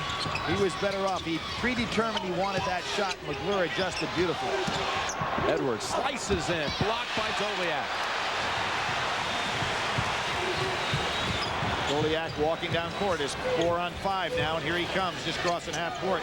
Big guy's getting a little tired again, as he was at the end of the first half. Again, they feed him, though. Comes back over McGlure and goes to the line. In the pregame, we talked about Kentucky erasing shots. 3 blocks on the night. And the last one, previous trip. Jim, they had 14 blocks against UCLA. It was 6 apiece for McGlure and Nazr Mohammed. There was good timing by McGlure on that one. You notice the facial hair on Doliak. How about this? You know, Rick Majerus, hey, he lets him have facial hair. Tubby Smith said, no facial hair on my ball club. So different contrast of coaching techniques right there. But Doliak's got the little gold tee. Well, that's Medela has one. There's a story there. After the selection show, they decided that night they wanted to do something a little different. And they decided they're all going to grow a goatee and not shave it off until they lost. His parents, Doliak's parents. In March, enjoying this Utah 7-point lead. Kentucky still not looking to get that ball to Nazr Mohammed a lot. They've got to force Utah to play him in the low box so they can get some shots outside. Edwards really wants it, and he gets it. That's a good offensive maneuver because Hansen is a fine defender against the dribble. Under 10 minutes to go. And a 5-point Utah lead. Kentucky's been playing games up in the high 80s, Jim, so you can see this is Utah's style of basketball. Going the other way. Is that on Miller? That would be his third foul. He's got to be real careful. Near the conclusion of every NCAA game, every tournament game, we select the genuine Chevrolet most valuable player from each team. To date, Chevrolet has contributed $6.5 million. Third on Miller. Now he has to be careful. He's up against Evans. I think Kentucky should get Evans the ball. Let him drive on Miller. Nazr Mohammed had 8 points in the first half, none in the second half until now. Nazr Mohammed. Tremendous hands by Nazr. That ball was thrown at his kneecap, and he still recovered. Down to 3, from 12 to 3. Doliak open. Miller helped clear the way, missed the chippy. Huge miss. Sign of a tired player, Jim. You always come up short. Yep. Edwards can tie it. Kentucky saves it for a moment, and Hansen, where Utah secures it.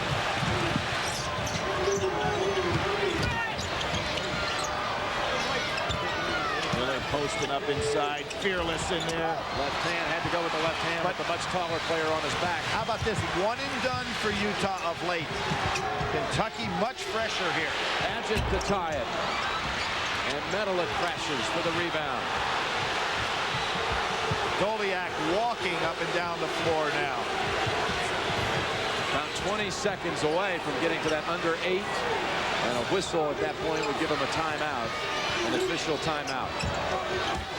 Doliak inside again. Outside. They call the foul.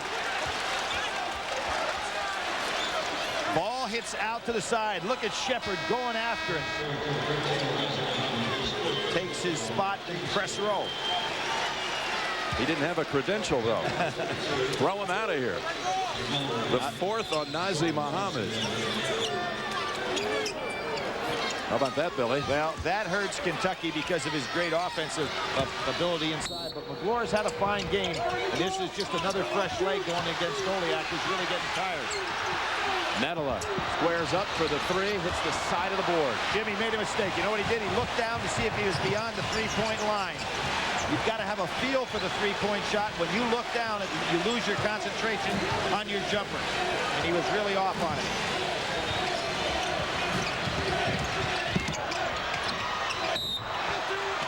Jensen with the push-off from Utah. His first. There is no comparison between which team is fresher right now, Kentucky or Utah. Utah is really physically whipped. Kentucky's wearing them down and bearing down on the Utes.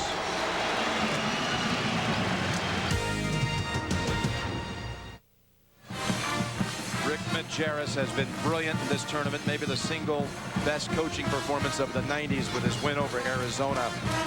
In his 9th year with the Utes, he's been living in a hotel ever since he took the job out in Salt Lake City. Says he never wants to have to make his bed. So, likes the room service. Yeah, you got it all. Why would you need a house? He turned 50 last month, and that's his lucky sweater. He's worn it every game this season. His manager's #1 job when a game ends is to take that sweater and go wash it. His sisters look on.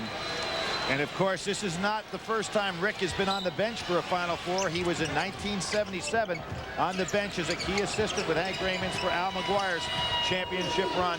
Cameron Mills got the tie. Cameron Mills. Terrific outside jump shooter. The senior now playing with some confidence. 58-58. It's a 7:20 game, and Shepard off and running. Miller better not foul him. Shepard's a great finisher. And now Rick Majerus taking a quick timeout. He wants to take this crowd out of the game and slow down this momentum. But you can feel Tubby Smith finally got the lineup that he wanted on the floor, Jim, about 3 or 4 minutes ago.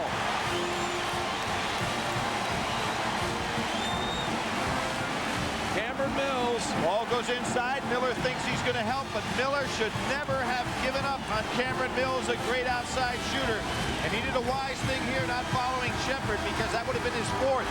Shepard had a dunk identical to this in the 96 title game victory over Syracuse. And Kentucky has stormed back from 12 down in the second half. A 9-point run the last 3 minutes. Talked about their runs in the tournament.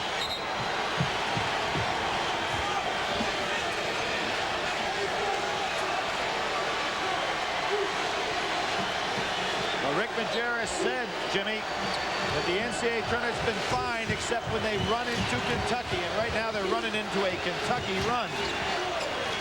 Kentucky's first lead since 11-8. If you're Utah right now, you just want to be patient. Make sure this possession leads to a good shot.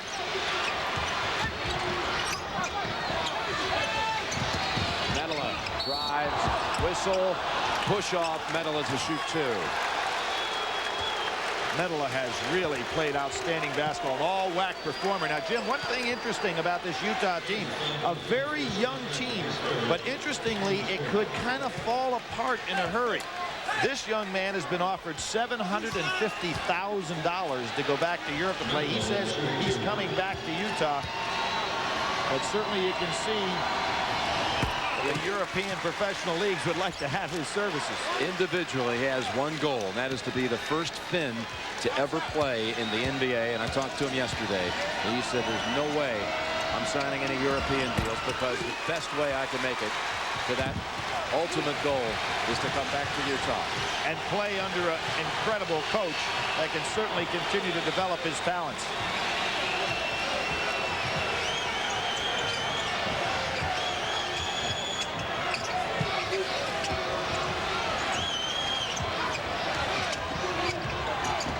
Stolen by Hansen.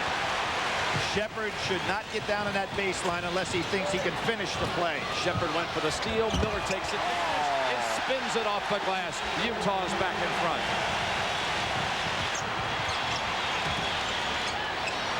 Shepard kicks it out. Padgett. He loves that shot. Too nice strong. release. Ball on the floor, and it's Hansen again.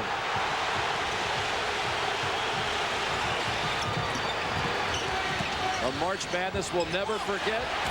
And a game to remember as Jensen puts the Utes up now with a basket inside by the count of 64-60. And now Tubby goes timeout. These two coaches are using everything that they can to stop and start momentum. Changing lineups, calling timeouts, orchestrating the offense.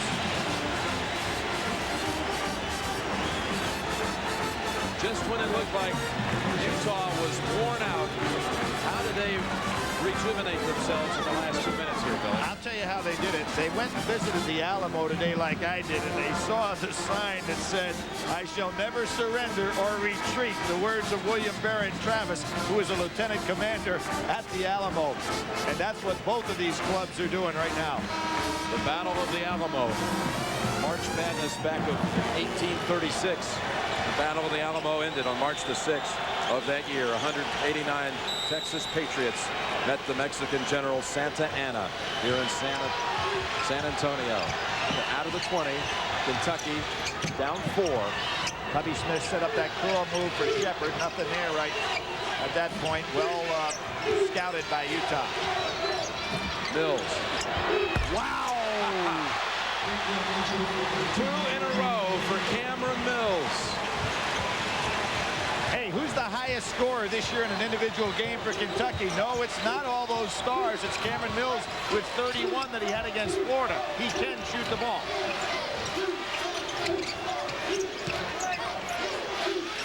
Goliath.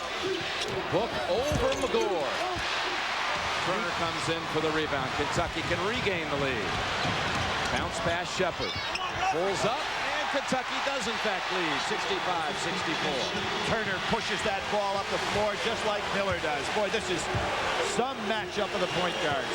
Some matchup for the championship. 4:40 remaining. A 1-point Kentucky lead.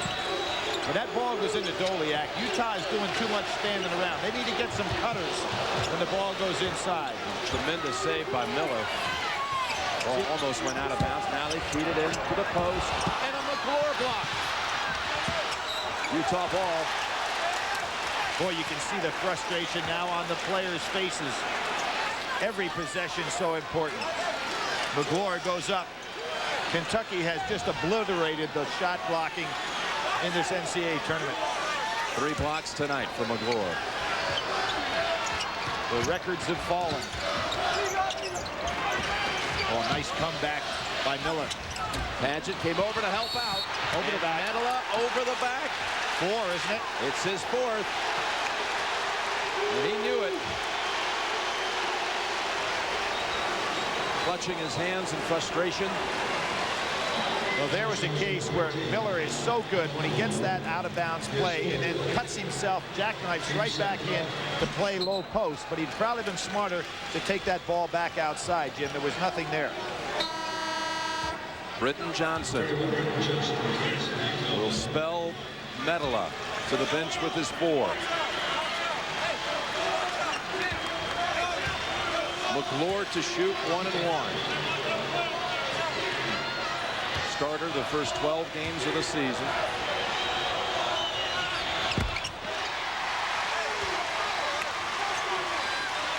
Young man having a fine game on both ends of the floor, and he's had to because Nazr Mohammed was in foul trouble in the first half and is also here in the second half. Tubby Smith signaling if he makes this what defensive press he wants. That's a big make, and it helps the press set up. Kentucky backs off. The press, 67-64 Cats. 7 unanswered by Kentucky. There's a double down by Paget. Doliak, they keep feeding Doliak, and he'll head to the line for 2. Here's a young man that you know has to be exhausted, but he's still battling back for the rebounds. Young guy who, as you pointed out Saturday, Jim, not even a big recruit. As a sophomore and a junior in high school, goes to Rick's camp, goes back, becomes the Oregon Player of the Year, signs with Utah, and has developed year after year after year into a better player. I want to point out something, too. Keith Van Horn, the great All-American player, leads Utah. And think back to Oscar Robertson, the great All-American, left Cincinnati, never having won a national championship. Is it possible that we could have a repeat, as Cincinnati did after Oscar left, have a Utah team without their greatest All-American be able to go to a national crown? McGlure to the bench with 4. Boy, he's played well. His teammates surround him. Talking about teammates. Donna Medalist said yesterday, we consider Keith Van Horn to be a member of this team. He may be playing for the Nets, but he's with us on that floor championship night. Timeout. We'll be right back. Years since a team shot 50% from the field for a game against Utah. And look at that, 70% the second half. Kentucky is over 50%. Rebounds now. Kentucky doing a much better job here in the second half, evening things off. We're in a one-on-one on both sides. Each team with 2 full timeouts, and that arrow which proved so critical in the Stanford-Kentucky game Saturday, the arrow belongs to Utah at the moment. Jim, expect Utah to go inside now with Nazem Mohammed and McClure both out of there. Doliak with these 2 timeouts, probably fresh enough to handle the ball in the low post. Shepard, that rattles out, and a hold going to be called on Jensen of Utah. Paget to the line for a 1-and-1. Now with Jensen, Medela, and Doliak in there, Utah should have a rebounding advantage, but Tubby Smith loves to go with this quick team in the latter stage of the game. Makes for a very tough matchup for Utah, having a big team out there against Kentucky's quick team. Now here's Tubby going to substitute a defensive player just for the defensive sets. Mills goes out. He brings in McClure to be the defender down on the other end. Nice move by Tubby Smith. 1-and-1 for Scott Paget. Called it the happiest day of his life when Rick Pitino called and offered him a scholarship. You know, Jim, Tubby, not surprising he's making these moves. He's taken 3 different teams to the NCAA tournament in the last 5 years. Tulsa, Georgia, and Kentucky. He knows what he's doing. Linda and Wilbur Paget applaud their sons' 2 made free throws. Back to a 4-point Kentucky advantage. See how successful that move was as it puts Doliak with McClure down. There's a switch now, so Paget is on Doliak. And Miller blows by. Evans too strong on the layup. Well, they've had some shots close in that they haven't been able to convert. Well, that quick Kentucky team really got to the glass well on that play. Setting a double high screen. Here comes Shepard out. That's Miller. 4 on Miller. And he went for the steal. It cost him. Let's check out the CBS Sportsline stat of the game. Bench points. Kentucky with 23. That includes the efforts of Mills with 8 and Evans with 8. For a complete wrap-up of the men's college basketball tournament, go to the keyword CBS Sportsline on America Online. 1-1 Turner. Huge MVP of the South region, MVP of the SEC tournament. Young man's had a great 3 weeks. Mills, whose 2 big jump shots really set this comeback alive.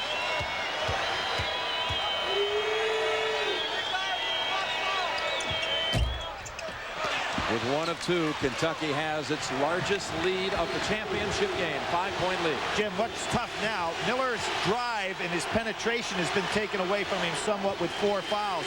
So he has to worry about both ends here. Medela, 3-pointer. Utah just can't hit. And there's that bench man again. Evans coming off. Utah has gone over 3 minutes without a field goal, missing its last 6 shots. And there is Miller trying to handle Turner. Turner should put the ball on the floor and try to go by him. He's got 4 fouls. See if he tries it. There he goes. Medela picks him up. Medela rejects. That was a good switch. Shepard, 2 on the shot clock, has to take it. And Hansen underneath. We're going to have him inbound it because the horn sounded for the shot clock violation. The crowd is so loud here that nobody was able to hear it. Under 2 minutes to play. Jim, you've got in excess of 40-some thousand here. The first Final Four had 5,500 in the stands, so a little bit different. And we could have had a lot more. That just, that's all you can squeeze into here. Paget on the switch.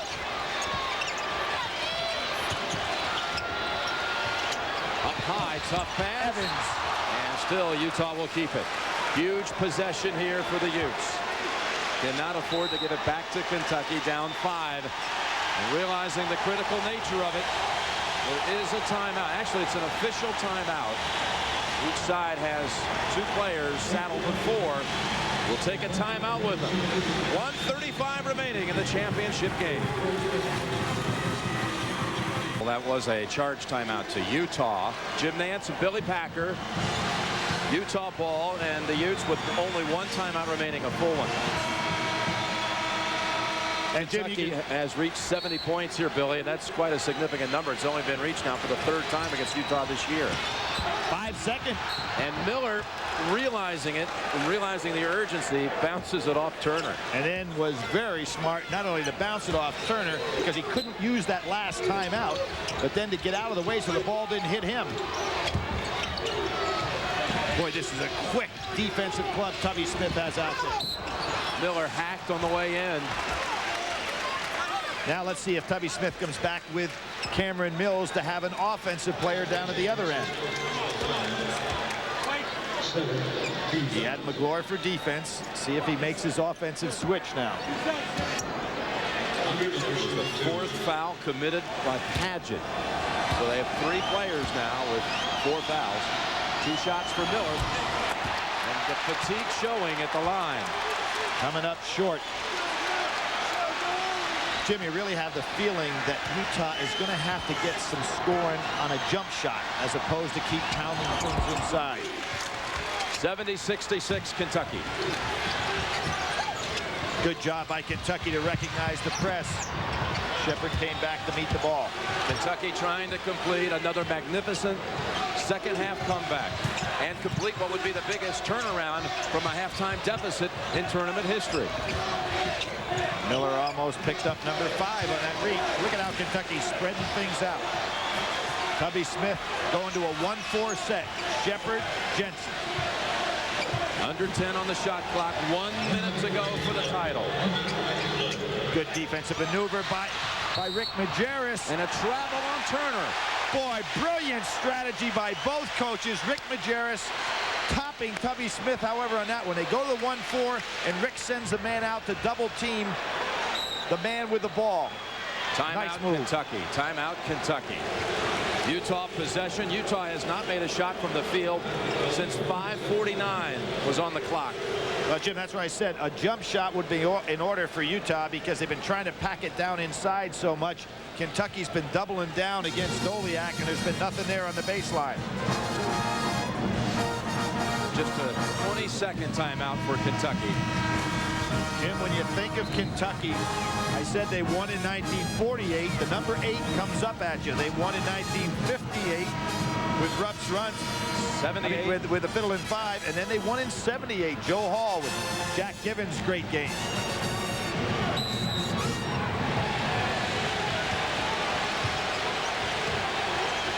Is there a jump shooter in the house? Kentucky goes to a zone.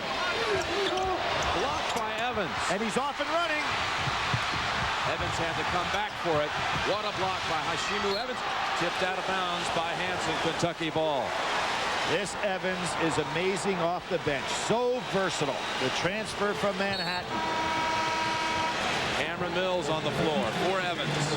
And you see what Tubby Smith did. He comes back with his shooter now. Leaves 1 rebounder in the game.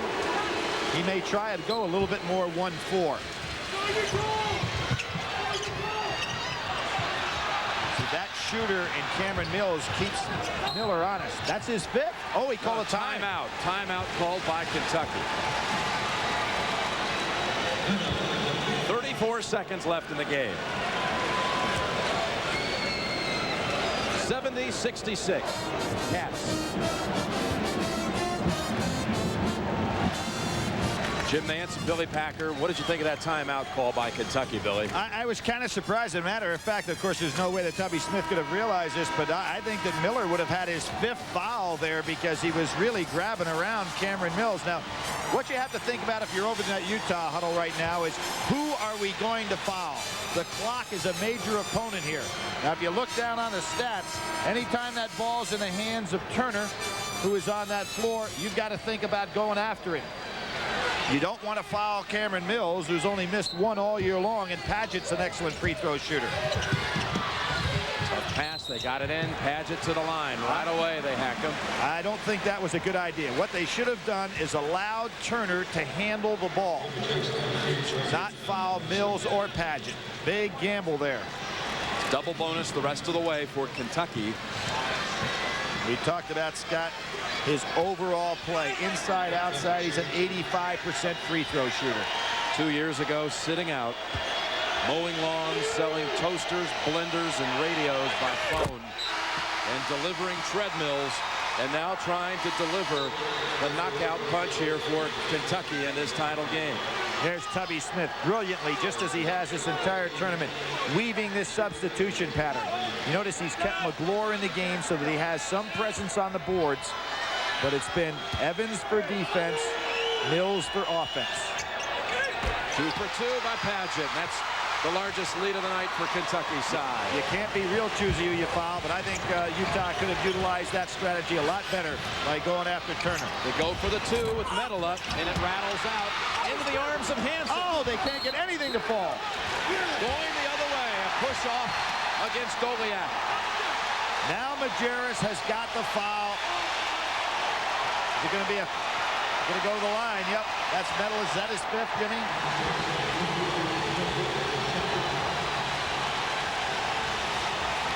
Was called on Goliath. Oh, okay.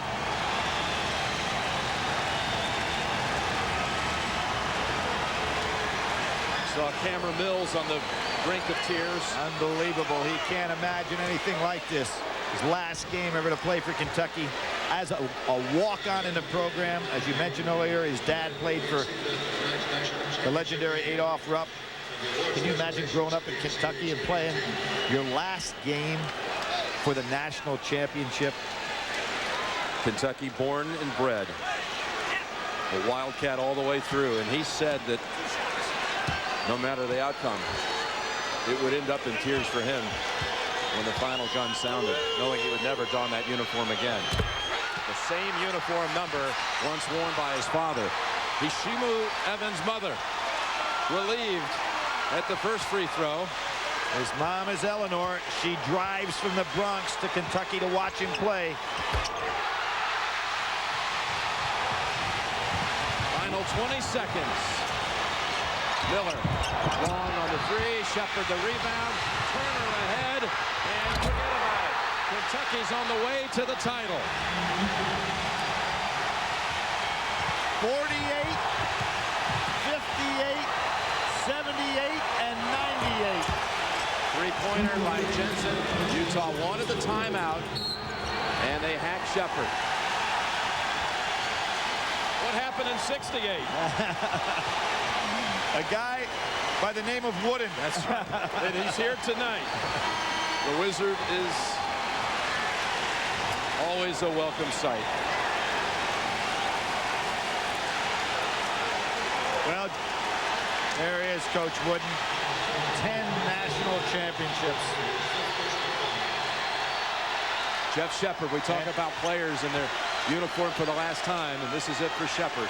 What a career he had. And Jim, you remember the team that played against Coach Wooden in the very last game he coached, the Kentucky Wildcats.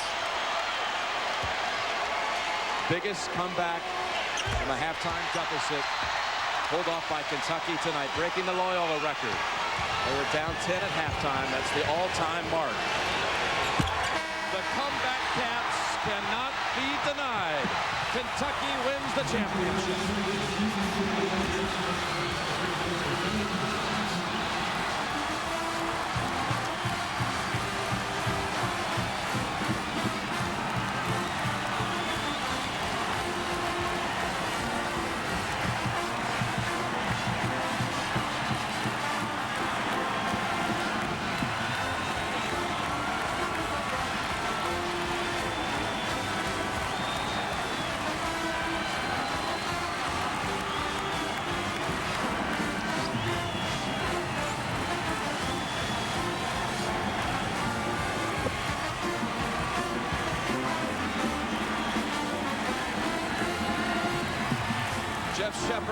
has been named the most outstanding player of the Final Four.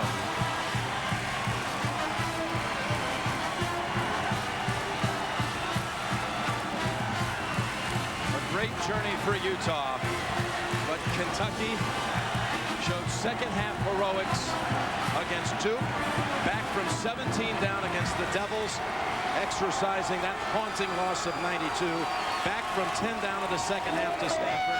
They were down 12 tonight in the second half against Utah.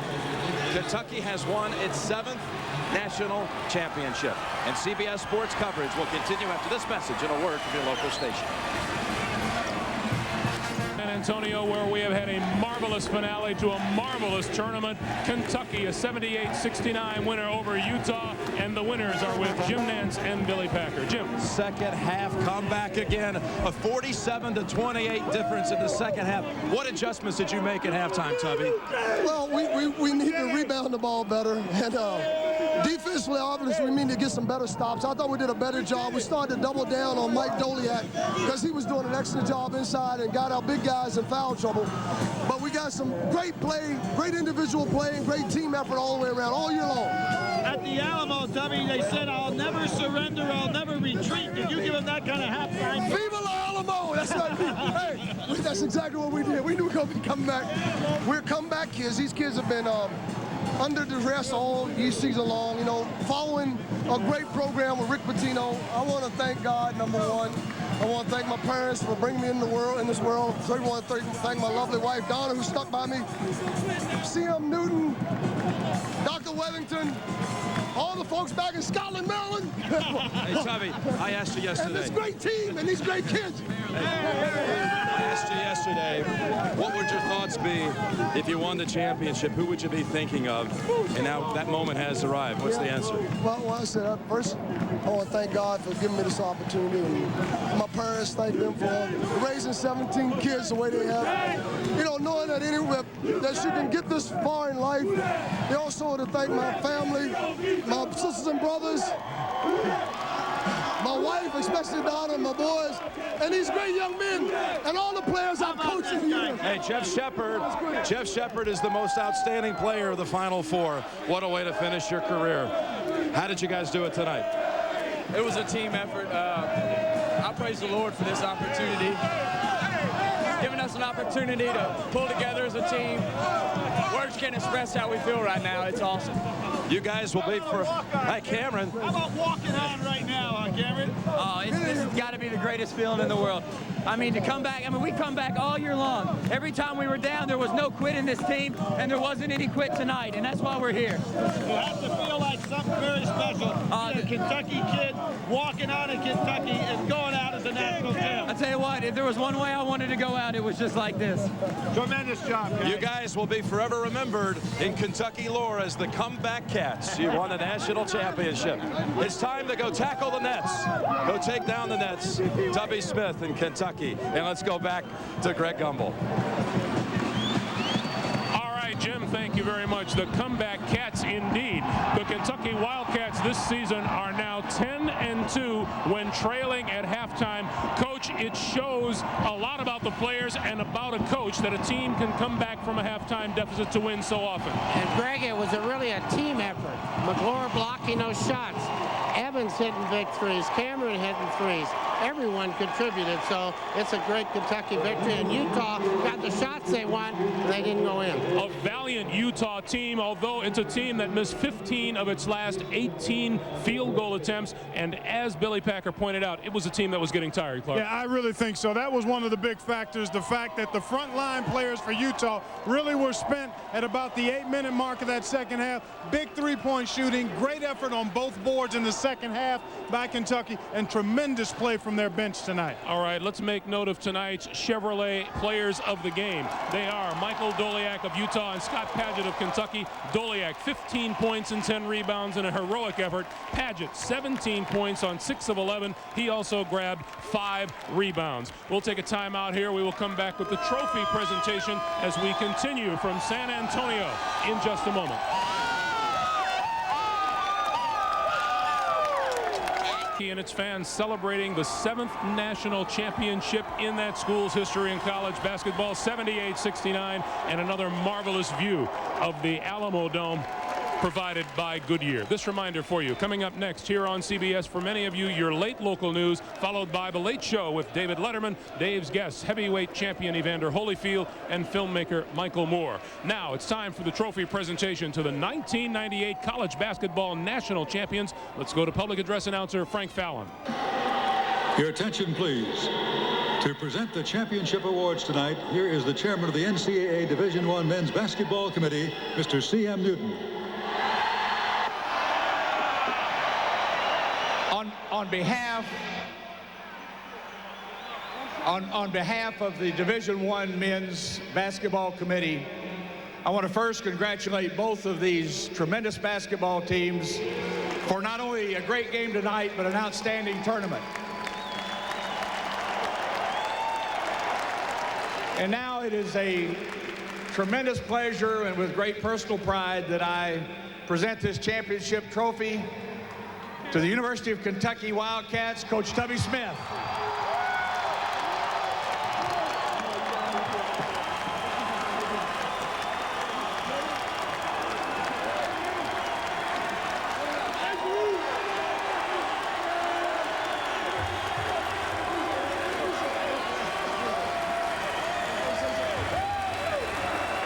First, I want to thank God for giving me this opportunity. I want to thank these wonderful young men who really dedicated themselves and have really earned the right to be called national champions. I want to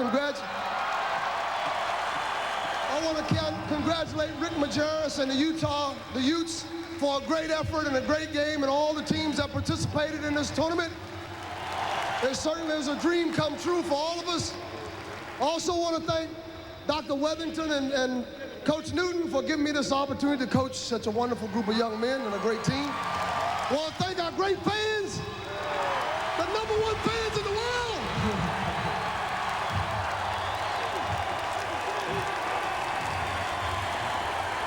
Thank you. Good night.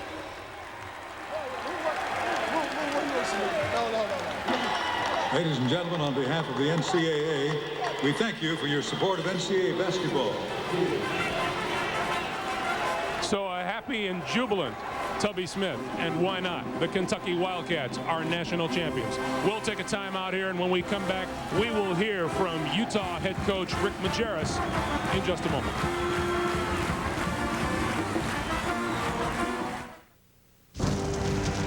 Kentucky has beaten Utah, and it's an old story. For the 3rd straight year and the 4th time since 1993, the Wildcats have knocked out Utah.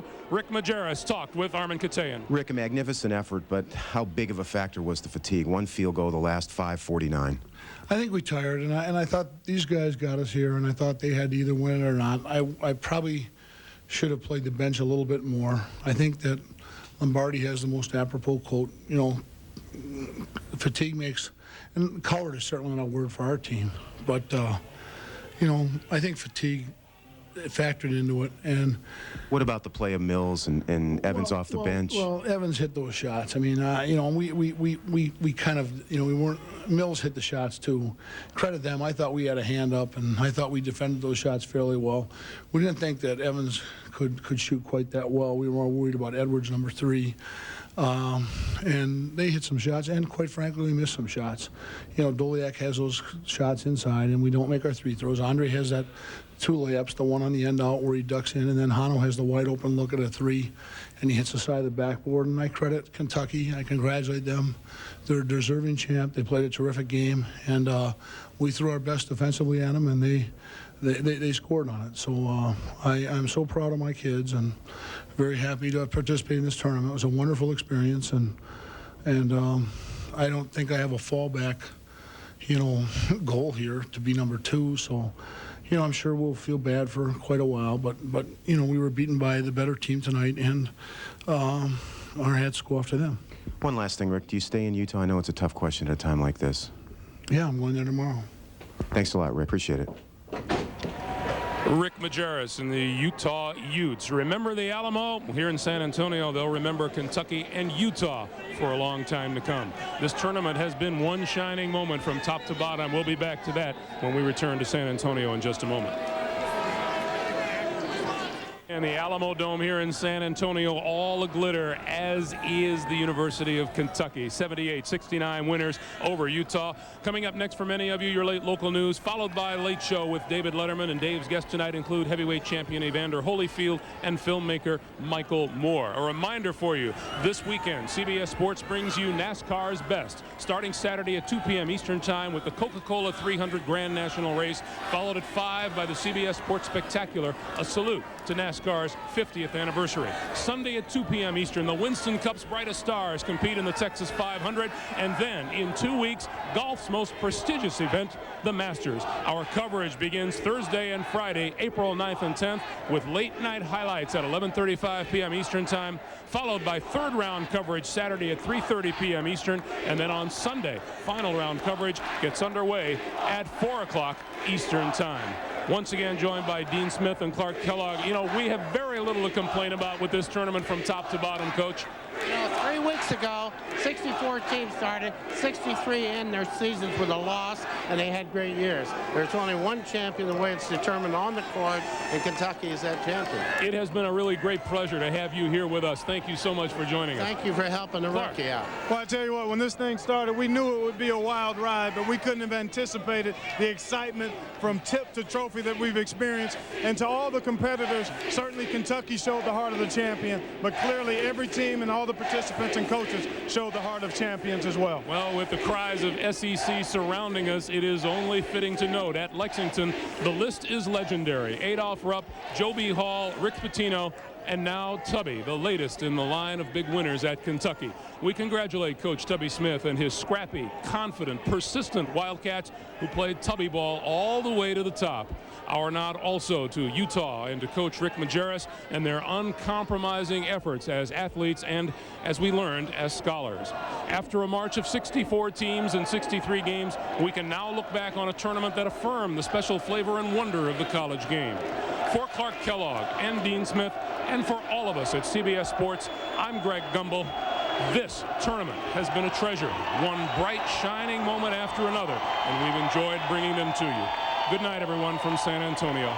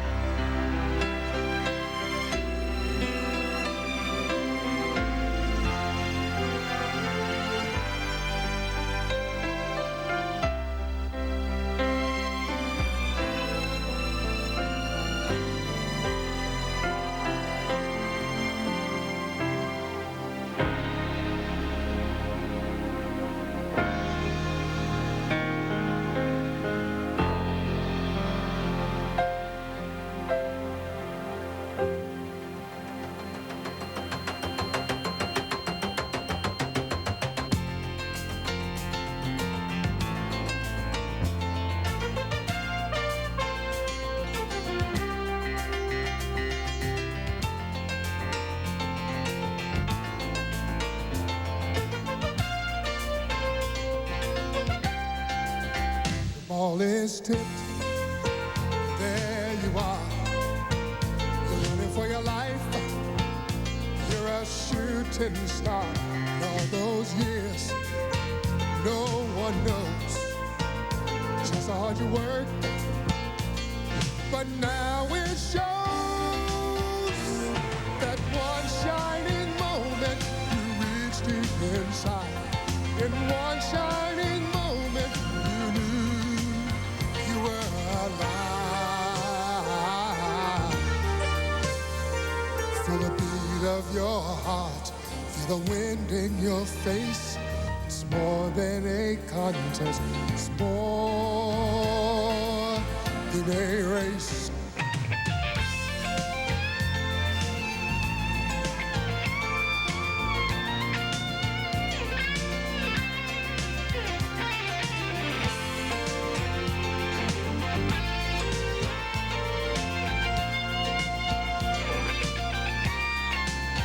And when it's done, win or lose, you always did your best. 'Cause inside you knew that one shining moment you reached for the sky. One shining moment you knew. One shining moment you're willing to try. One shining moment you knew.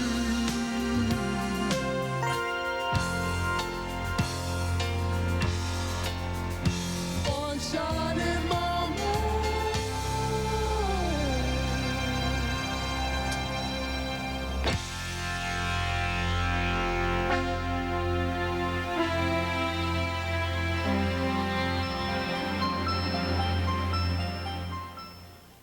This May, CBS presents 28 nights of special events, including The Last Dawn 2, from the author of Love Story, Only Love. Jamie Lee Curtis in the world premiere movie, Nicholas's Gift. Plus a touching tribute from the one who knew him best. Cher remembers Sonny, the first. UConn